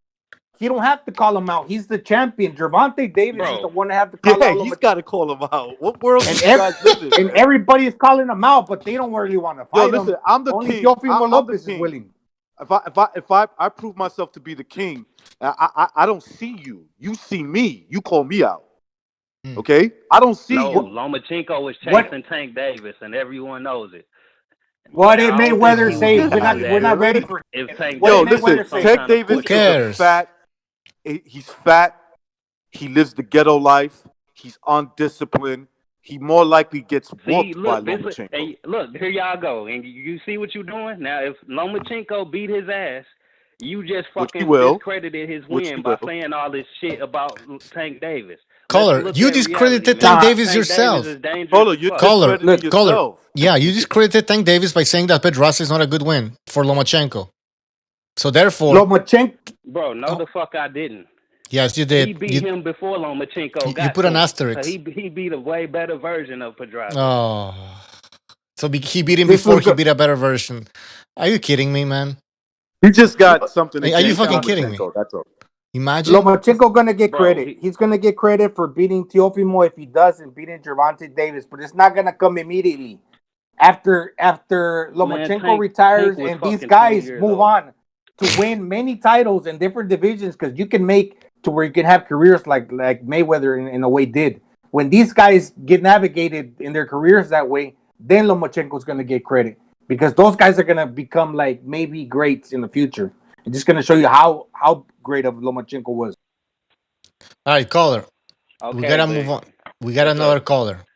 So All right, go ahead, man. But y'all You can stay on the make line if him you seem want. even more overhyped, bro. When y'all say that crazy shit about the people, I do want to give him credit for. Okay. That's all. That's all I'm gonna say. All right. Call back again next time. Take care. We want some controversy. 559, you're on the air. It's just 559. to him, it's just Lomachenko's a hype job. That's all. Hey man, That's- you guys hear me? He's Hold on, missing guys. the marquee names though. Yeah, he Guys, is we have a missing phone those names. call. We have a phone call. 559. Go ahead. Yeah, can you guys hear me? Yes, sir. Go ahead. Yep. Yeah, man. Look, what I want to say on Lomachenko is that if the caller is looking, he's looking at the fighters now. But when Lomachenko did it, they were the fighters. They were the fucking Teofimo. They were the Tank Davis. Now, let's say he's Teofimo and Tank Davis. If he beats them, he'll give Lomachenko credit. But if in 5 years they lose to they have 3 losses, then the new fucking boxing fans are gonna say, well, who the fuck is Teofimo? He lost to this and he lost to that. but at the time, this is they're the right motherfuckers to fight. So that's what makes Teofimo, fucking Lomachenko a bad motherfucker. Look, to tell the truth, I agree with him that look, his resume isn't bad, but it's his fault. One thing about great fighters is they make divisions look like shit. That's why there's nobody for Canelo to fight at 160, or why Usyk can stay at fucking cruiserweight, because he made that division look like shit. Now they have to fight each other, and nobody gives a fuck about them because it's what they do. The eye test themselves is what does it. That's why Crawford doesn't have a good resume, but you can see the motherfucker's good. Yeah, these people are so insane. It's like, oh, he didn't beat nobody. What dictates a boxer being somebody? What's that exactly? Oh, this guy lost the fight. Well, if you're fighting everybody, if you got 5 stars in a weight class, somebody's losing. That's just the way it goes. Okay, and maybe they're not stars, but they're tough competitors and they're all fighting each other, right? Luke Campbell going into the Lomachenko fight you can't say he was unexperienced. He was experienced. He's been in there with the top guys of his weight class. So he goes in there with a size advantage. Okay, the talent gap proved to be the big difference in the fight, right? But nevertheless, he was a live dog, and he fought him in his backyard. It's like, dude, man, what's wrong with you guys? Like, how is it that Rigo was good and you thought he had a shot and then he quits, but that's not a good win? How is it that, the list goes on and on? He was a mini midget. Like a super midget. And so I'll reiterate this. In 13 fights, you get 3 titles in different weight divisions, and nobody had done it before, ever. And that's supposed to have an asterisk. So what does that mean? What does that mean? You're the only guy to do it, but then that's not good enough. Does that make any sense? That's not good enough, and you're the only guy to do it. Yep. Well, apparently now his amateur fights count as professional boxing fights. But anyways, Goller, go ahead. Anything else? No, man. I just wanted to make that a point that the fact that two prospects is who he has to fucking okay, I'll give him I'll fucking admit that he's good is if he beats 2 prospects. That just means he made the division look like shit, because there's nobody else left. So that's like what Canelo did to 160. Now he has to go 168. Yeah. And then when he beats fucking whoever the fuck, I don't know. Callum Smith. Yeah. If there's one that beats him, it'll be David Benavidez. Just the style for Canelo is gonna be problems, I think. But regardless, he even if he goes to 168, as soon as he wins a belt, they're gonna be like, well, he didn't do it against this guy. I'm like, that motherfucker's like 5'8". He's 5'8", and he's fighting guys that are like 6 foot something. Campbell against Lomachenko looked like it didn't look right, But they don't want to give him. If you already hate a person, then no matter what he does, you can't even stand to hear him speak, because you hate him already, and you don't want to hear his name because you already hate him. and I think that's just what's happening with this caller. You know. Yeah, the saying Lomachenko is a 135 pounder, like a natural 135 pounder. That's a lie. Come on, then now you're just reaching, trying to create an argument. By today's standards, Bucho, we know he's not. By today's standards, he's not a natural 135 pounder when he's standing against one who's much bigger than him. I mean, look at the size difference. Yeah, I have between the another two of them. picture. You just have to look. It's obvious. I was just gonna say, all you have to do, Butcher, pull that picture back up. Oh, I got another picture that's much better, Johnny. Okay, okay, Yeah. all you have to do. No, and Lomachenko said he's going back down to 130 for his next fight because 135 he feels sluggish. That's not his weight class. So he's gonna go back to 130 because he's really a 135 or maybe even 126 for his little size. But he went up to 135 and he said, "That's all I'm doing." His big head compared because to they Lomachenko. mentioned a fight. They mentioned a fight with him and Jose Ramirez, and they were like, "Well, I'll do it, but he has to come down to 105." And Ramirez was like, "I'll fight him 140," and obviously that was never gonna happen. So Yeah, he beat him in the amateurs. That's his actual fight. All right, thanks. Caller, thanks for calling in. All he beat him right. in the amateurs, but so if you watch, Yeah, he was in. Yeah, it was small. If it was a pro fight, He's Jose grown. Ramirez He's grown would've up. won that, but you know, Lomachenko is the king of the amateurs. He knew what the fuck Yeah, he was but doing. they were kids at the time, so yeah. Ramirez has grown to like a full-fledged human being. All right, caller, thanks for calling in. All right, call back again next time. We gotta move on. All right, thank you. All right. Who's that Spanish female that Lomachenko's hugging up with over there? But look at the size, man. Look, no, seriously, look at the shoulders. I mean, Mikey looks much bigger, man. Look at the Man, size. I'm just questioning why Lomachenko would take a picture with the Mexican Rudolph Giuliani over here. That's all I know. Yeah, that's all. Hey, listen, man. Lomachenko would have fought this dude. We all know that. All right. Now, I've always said that Mikey Garcia would have been the guy that has a good shot of beating him. But you know who didn't think so? Mikey Garcia. Yeah, Mikey. That's right. But he moved up all the way to welterweight. Yeah, but of course he fights Spence, and then if he loses, then he can always just blame it on the height What's a difference. bigger legacy fight? Fighting Spence, Jesse Vargas, or fighting Lomachenko? I mean, come on. This is obvious. Yeah. No, you know? Listen, Mikey went up and okay, here. This is what it is. I don't care what nobody's got to say. Now here, Mikey moved up and spread his cheeks for a payday with Spence. That's what it is. He moved up and spreaded them cheeks across the counter for a payday. Okay? Now, you know, and now he's got the excuse, well, he was so much bigger. Well, if Lomachenko gave him a boxing lesson, which he would have, there wouldn't be no excuses, you fucking police officer cocksuckers. The fuck. Just look what Mikey did. Okay, if you look at his old presentation, look, he fought Spence, and when he lost, you know how he rocks that gear that says pound for pound, and like they even retained him on the pound for pound list. He was like number 9, I think. So he lost a fight when he got dominated, and he still retained pound for pound status. If he would have fought Lomachenko, he wouldn't have been pound for pound because a guy in the same division would have beat him. So he would have lost a lot of value. So I don't blame him for the decision that he made to go up to the welterweights for the money. And he's done well for his career. He's kind of a smart guy, I guess. But as far as legacy wise, yeah, he would have ruined his worth. And you know something, Gonzalo? Yeah. That's a fair point. But what I would also say, don't blame Lomachenko for that.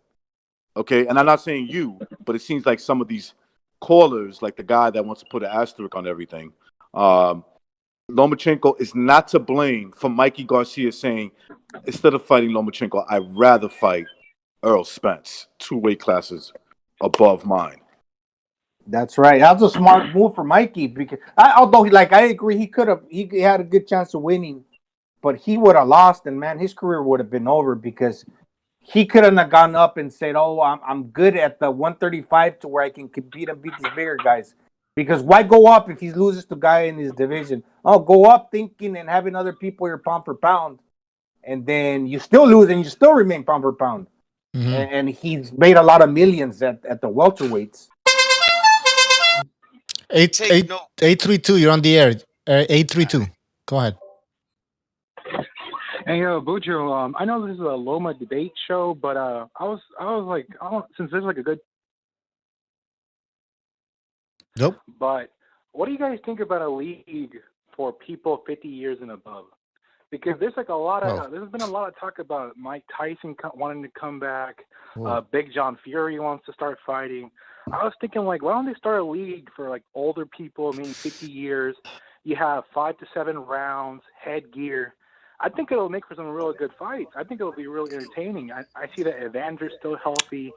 You know, I like to see Mike Tyson versus John Fury. Yeah, true. But until somebody gets hurt, then it's gonna be like who's gonna take on the lawsuit? Or I mean, well, maybe there's not a lawsuit, but well, maybe there is because which medical doctors have to approve these fights, right? And yeah, they have to. I mean, I don't care that's how many eyes John Fury took out. Mike Tyson would beat him to a fucking pulp even now.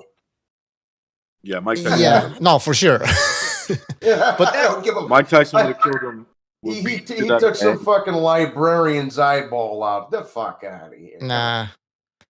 I don't think Mike Tyson would do it because he feels honored by John Fury naming his son after him. You know what I'm saying? Yeah. So like, but what do you guys think? Like, no, realistically speaking, like, would it even be possible for this to take place? I don't think. No. I mean, it happens. It might be too hard. It happens in exhibition fights. You see Julio Cesar Chavez doing it. Yeah. Arce and them guys. Yeah, exhibition. Julio's almost 60, right? How old is Julio now? 57. The guy's in shape, man. Yeah, he is. Nobody wants to see 2 50-year-olds with Johnny Boy beer bellies fighting. All right, that's it. Yeah, it's kind of. I'd watch a couple old guys in like a sparring, like straight up, friendly, smiling the whole time, like just trying to make contact. Like I don't want to see guys going at it. No, Revolution. Yeah. That's one thing. Have a little, some old man sparring. That's cool. We're not making an event out of it though. Yeah, that's you could make if you could get Mike to agree to just have a little sparring with somebody. You could sell tickets to it. There's nothing wrong with it. All right. Anything else, caller? Oh, I gotta grab my food at the door. Hold on. Go ahead. The hell? That Uber. Yeah. Oh, okay. He hung up. Okay, next caller. 872. You're on the air. 872. Man, y'all hyping up that white boy. Why you hyping up that white boy? He ain't that shit, man. All right, go ahead. What the hell Are you gonna say something? It's not straight. All right. I immediately hear about mistakes. All right, go ahead. Deontay Wilder the best fight in the whole world. Deontay Wilder number 1. All right, I think he's just trolling.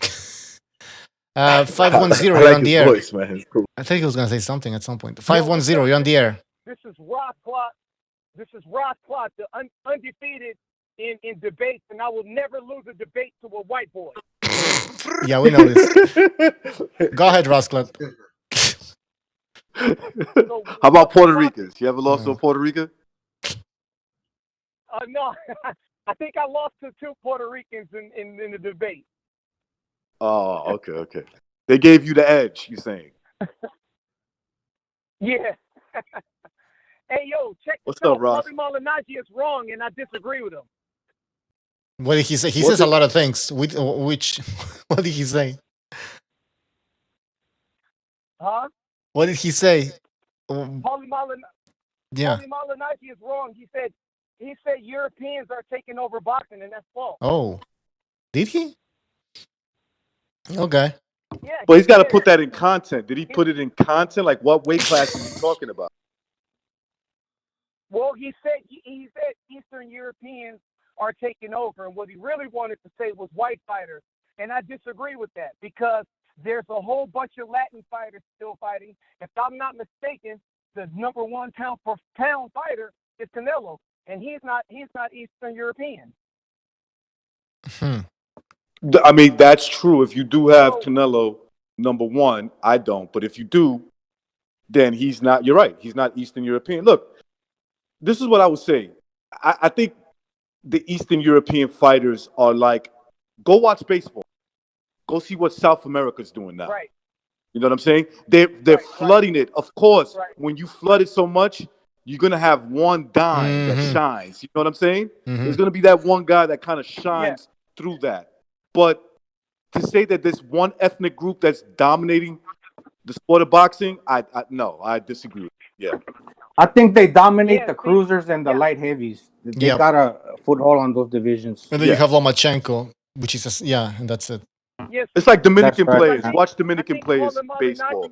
They dominate the outfield. They dominate the outfield. Yeah, because Paulie Malignaggi, he was trying to counter what Devin Haney said by saying there isn't any more dominant black fighters. But there is still dominant black fighters. There's a whole bunch of them. It's just that these guys aren't fighting each other. So they seem like they come off as bums. But he didn't say that there's no black dominant fighters. He just said East European fighters are dominating. He did. He did? No, he said the days of African American fighters are no more. Eastern European fighters taking over. And like I said before, last time I checked, Earl Spence isn't Earl Churchkinoff. But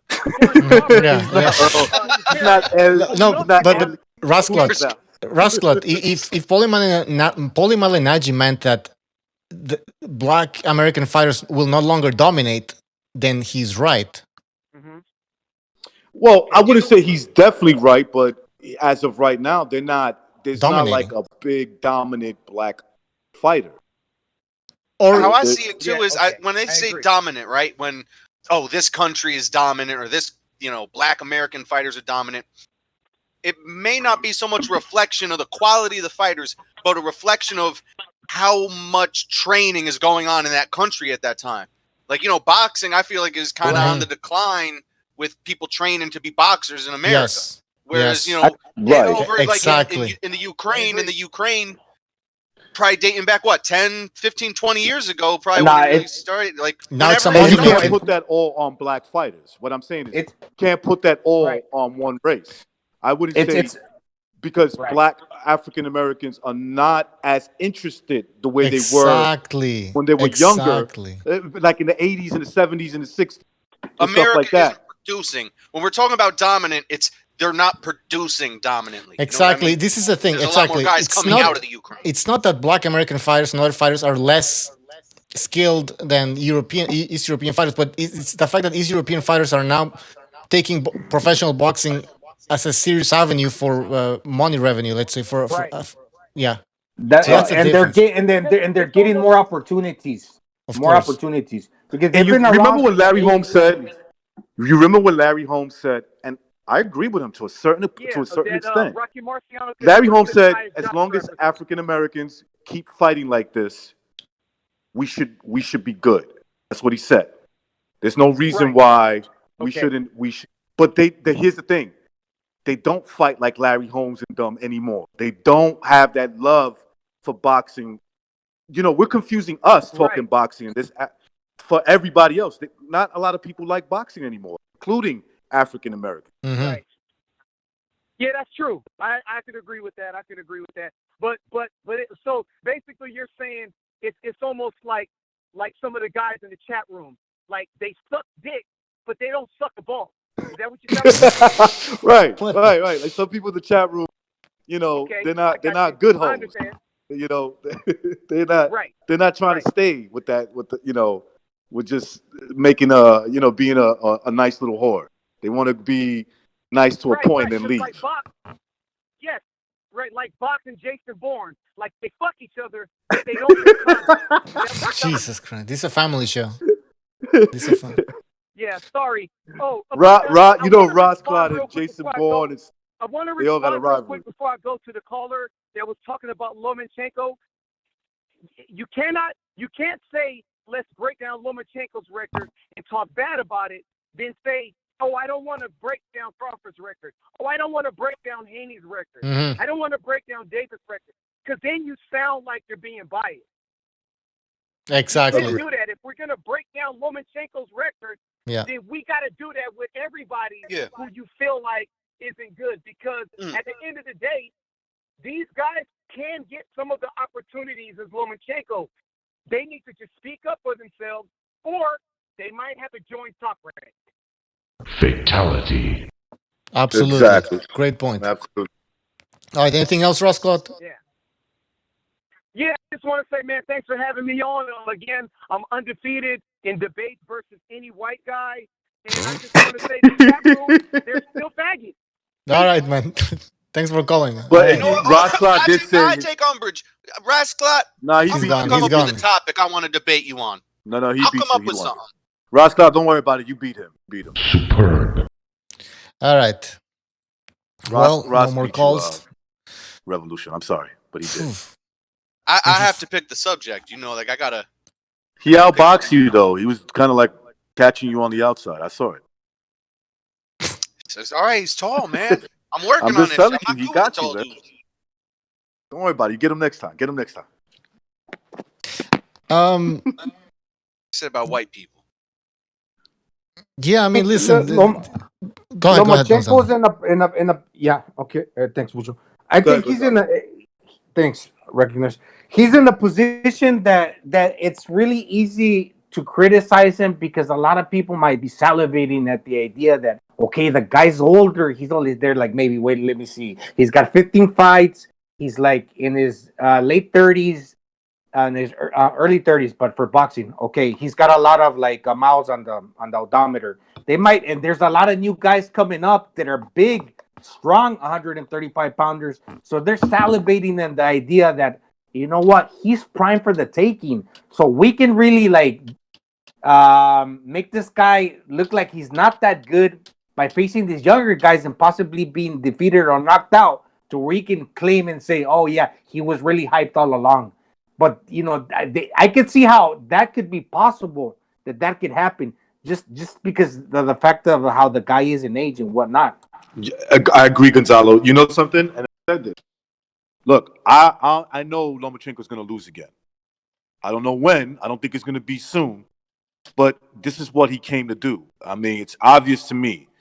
He wants to have 20 fights and to see how many belts he can win in different divisions.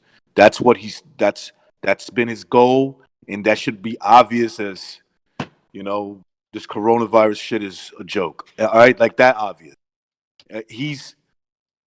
Oh, and by the way, that's chipping away at his career. Yeah, of course it is. With the 15 fights, yep. Yeah, so it's you know it's him. He's gonna give these guys a shot to beat him, and you can't appreciate that. Like as a boxing fan, I mean, I do. I appreciate that win or lose. Even if he gets knocked out, to me, it wouldn't change anything. It wouldn't be like, oh, he's a bum. Nah, yeah, it wouldn't mean that because you just have to be kind of reasonable, understand that this is boxing. This shit's gonna happen. Hopefully, I mean, his talent, his skills will avail him, and he'll get the credit that he deserves based on the win that I think he could still get. You know, because these guys can move on and still become good fighters. And these young guys, but you know, just skills alone would make you think that he could win. You know, he's favored to win, but nonetheless, he's a small guy for 135. And by the way, I think Dead Game was in the chat before saying that the guy was kicking our ass or something. The caller. Come on, Dead Game. You had Wilder. That's one of the best heavyweights of all time or something. Come on, Dead Game. The guy knows boxing, man, but that's common sense. Who doesn't know boxing? Anybody can know boxing, man. We just recycle and chew the cud on this shit. It's like everybody knows boxing, but can you really like when it comes to like making these points? I mean, why wouldn't you know that Lomachenko's a good fighter? I mean, that's what's funny. I mean, if you know boxing, why wouldn't you understand that his resume is not no different than these other guys? If you want to have Crawford on top, that's okay. But I mean, don't say that Lomachenko's overrated. Yeah, that's why I asked him straight up. I asked him straight, "Hey, are you a fan? Do you consider yourself a fan of Lomachenko?" And he had to say, "Well, yeah, I like him." So he admitted, "Yeah, I'm a fan. I don't have anything against how he fights." But then he goes, "Well, I just got a bad taste in my mouth how people overhype him." So it all boiled down to that. He just has a fucking gripe with him. That's all. Yo. Homeboy in the chat just tried to tell me that Robert Easter has a better resume than Lomachenko. I think he's just joking, man. I know. It's It's just funny, man. These dudes. And you know, recognize that he said something real interesting. And I don't know how true this, but like if I were an African American person, I would kind of like say, oh, this guy, like, rappers, like this guy's the Eminem of rap. This guy, he's a white guy that can do a lot of things that are slick that the African Americans do. That I would really appreciate that, but for some reason they're not giving them credit. It might be that it's a rarity that they might be like, oh, well, we have great African American fighters that can good defensive off the back foot, incorporate this and that, but he's doing it. So I mean, it just makes me think, what's the deal with that? Hey man, all I know is Lomachenko will never let a black boy beat him. That's all I know. So imagine if he said that.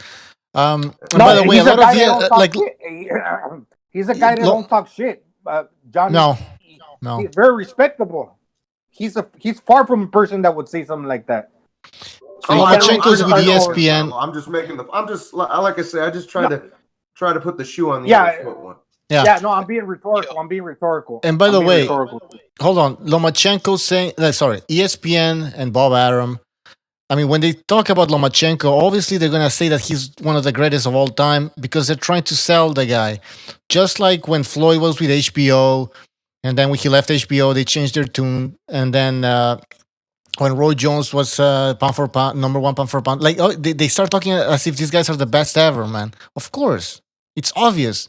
But we're not saying Listen, that. I was cringed out when they would say Deontay Wilder's the hardest puncher ever. I'd be like, that's so cringy. Yeah, but that's just them doing their job. That's all it is.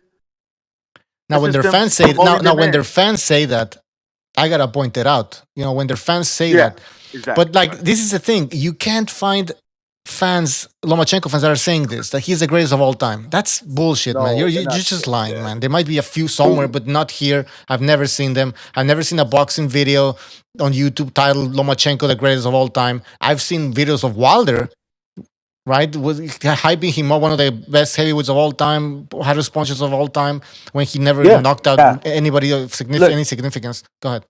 Mm-hmm.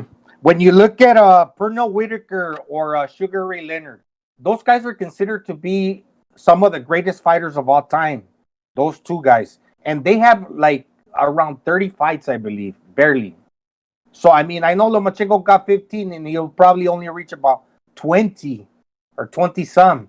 But 30 is not a whole lot of fights either. And those guys were great. And, Mm-hmm.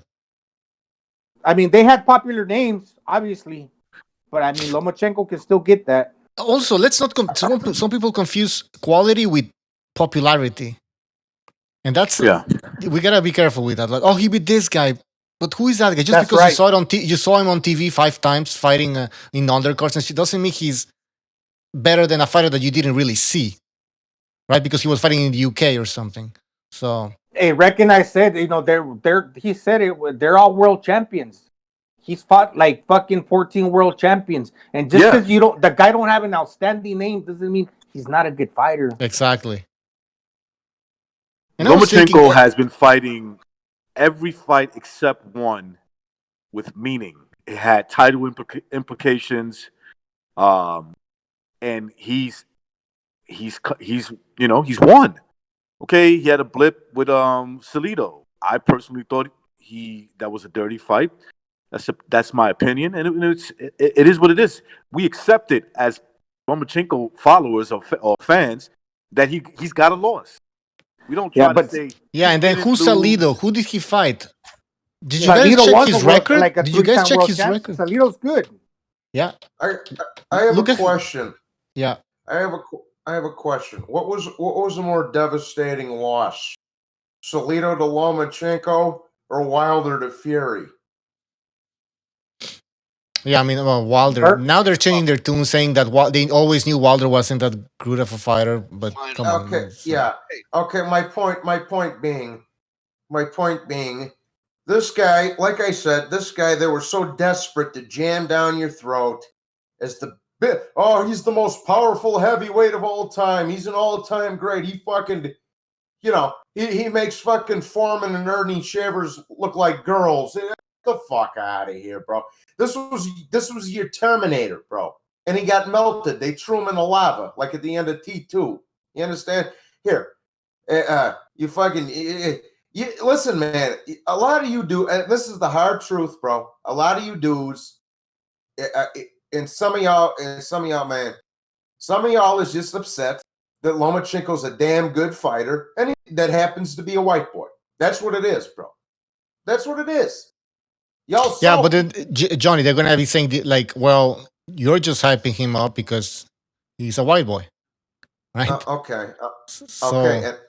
Yeah. And as I asked before, if you can find a guy at 135 pounds with a better resume than Lomachenko, I'll say you're right. I was wrong. Until then, sit down. Yeah, you can't deny what he has accomplished in 15 professional fights. And I was showing Salido's record to everybody, and come on, did you see who he lost against? And then just count the number of professional fights this guy had. It's like he had to 47 or 44. He's got like 14 losses, but he lost to Juan Manuel Marquez back in the day. He lost in a tough competitive fights by decision. And then Floyd would have never fought. Floyd would have never lost to Salido. Well, he would never have fought Salido in his second professional fight, or even his 10th professional fight. So exactly. Let me make Come on, let's keep it real, man. But he lost to Castillo the first one, and oh no, officially. Come on. Salido's a very. I think I could put the Salido thing to rest. Salido's a very similar fighter to Castillo. They're from the same. They're from the same town. Same style. Gonzalo, I had that was another fight I rescored recently on the stream was Castillo and Floyd. One I had it 6-4 and 2 even for Castillo. Yeah, if Floyd would have lost to Castillo, I was watching that. If Floyd would have lost to Castillo, would that have changed anything in his career? Yeah, like, let's say he would. It would have. Unless he would've does had something spectacular. Unless he did some stuff spectacular after that, I think it would have hurt him because it was all about the zero. The zero, yeah. But in terms of accomplishments, it wouldn't have really hurt his career because then he beat Castillo in the rematch and then the rest, right? So a loss isn't really that. I mean, could you imagine going always when actually, let's say he actually lost to Castillo, and then he moved up to welterweight, and then we were talking, and let's say then we're discussing, Floyd Mayweather and how good he is, and then I start saying, well, he lost to Castillo 3 years ago, 4 years ago. It's useless. It's pointless. Like it's just a loss. Yeah, it's just you're assuming like. It's irrelevant. It doesn't matter. Bernard Hopkins, Salvador Sanchez, Marquez. There's a lot of fight. Marquez. All those fighters lost fights in the beginning of their careers. Yeah. I mean, fucking Carlos Monzon, who's a top 3 middleweight of all time. He had 3 losses early on in his career. Back when he was fighting in the slums in Argentina and shit, bro. Like, listen, man. Listen. Here. Oh my god, dog. I could fucking take this one to the bank, but I'm not even gonna do it, man. Oh. Yo, if you're not gonna go to the bank with it, I guess, Johnny, I'm gonna jump off, guys, but I got one thing to say. I'm gonna put the Salido shit to rest. You ready? Because I tried to press the caller on it, the infamous caller of the day.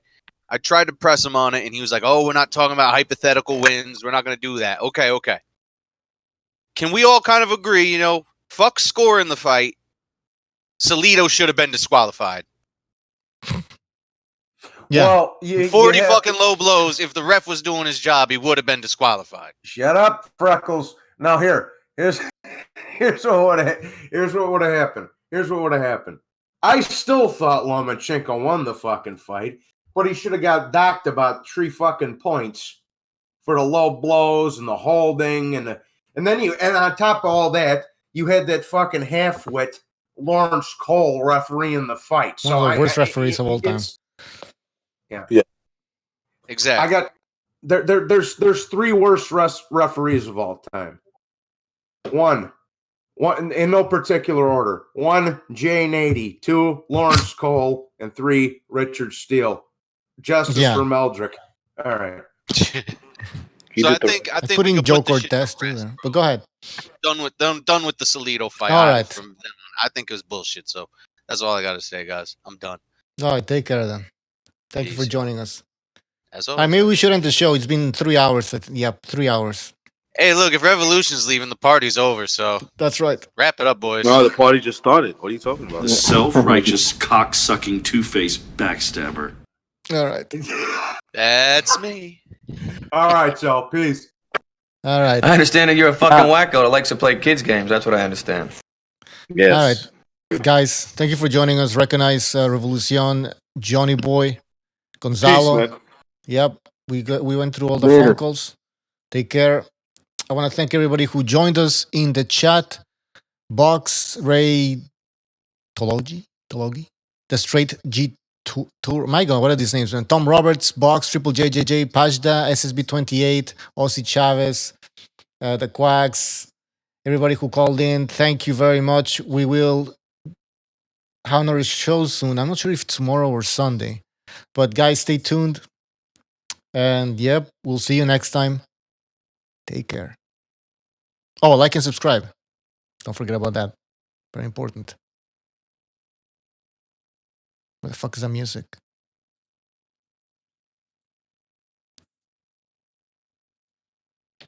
Here we go. I'm disappointed in every one of you. I'm sorry, I don't mean to offend you. I'm disappointed in every one of you. I kiss you on the mouth. No, I'm not cool with that. Just, I'm sorry. One more time. I'm disappointed in every one of you. I mean, I'm dealing with degenerate animals. I'm disappointed in every one of you. Disappointed in every one of you. All right, come on. Honestly, I can't do it no more. I'm disappointed in every one of you. Let me tell you why. It's gonna be all right, Nicky. Go ahead, shoot. He just killed a fucking man. What are you going to do about it? Yeah, because you got nothing. You don't got a thing. Yeah, because you got nothing. Lomito! Got nothing. I want to get out. I want to get out of this rat hole. I want to get online. I need BDA Boxing.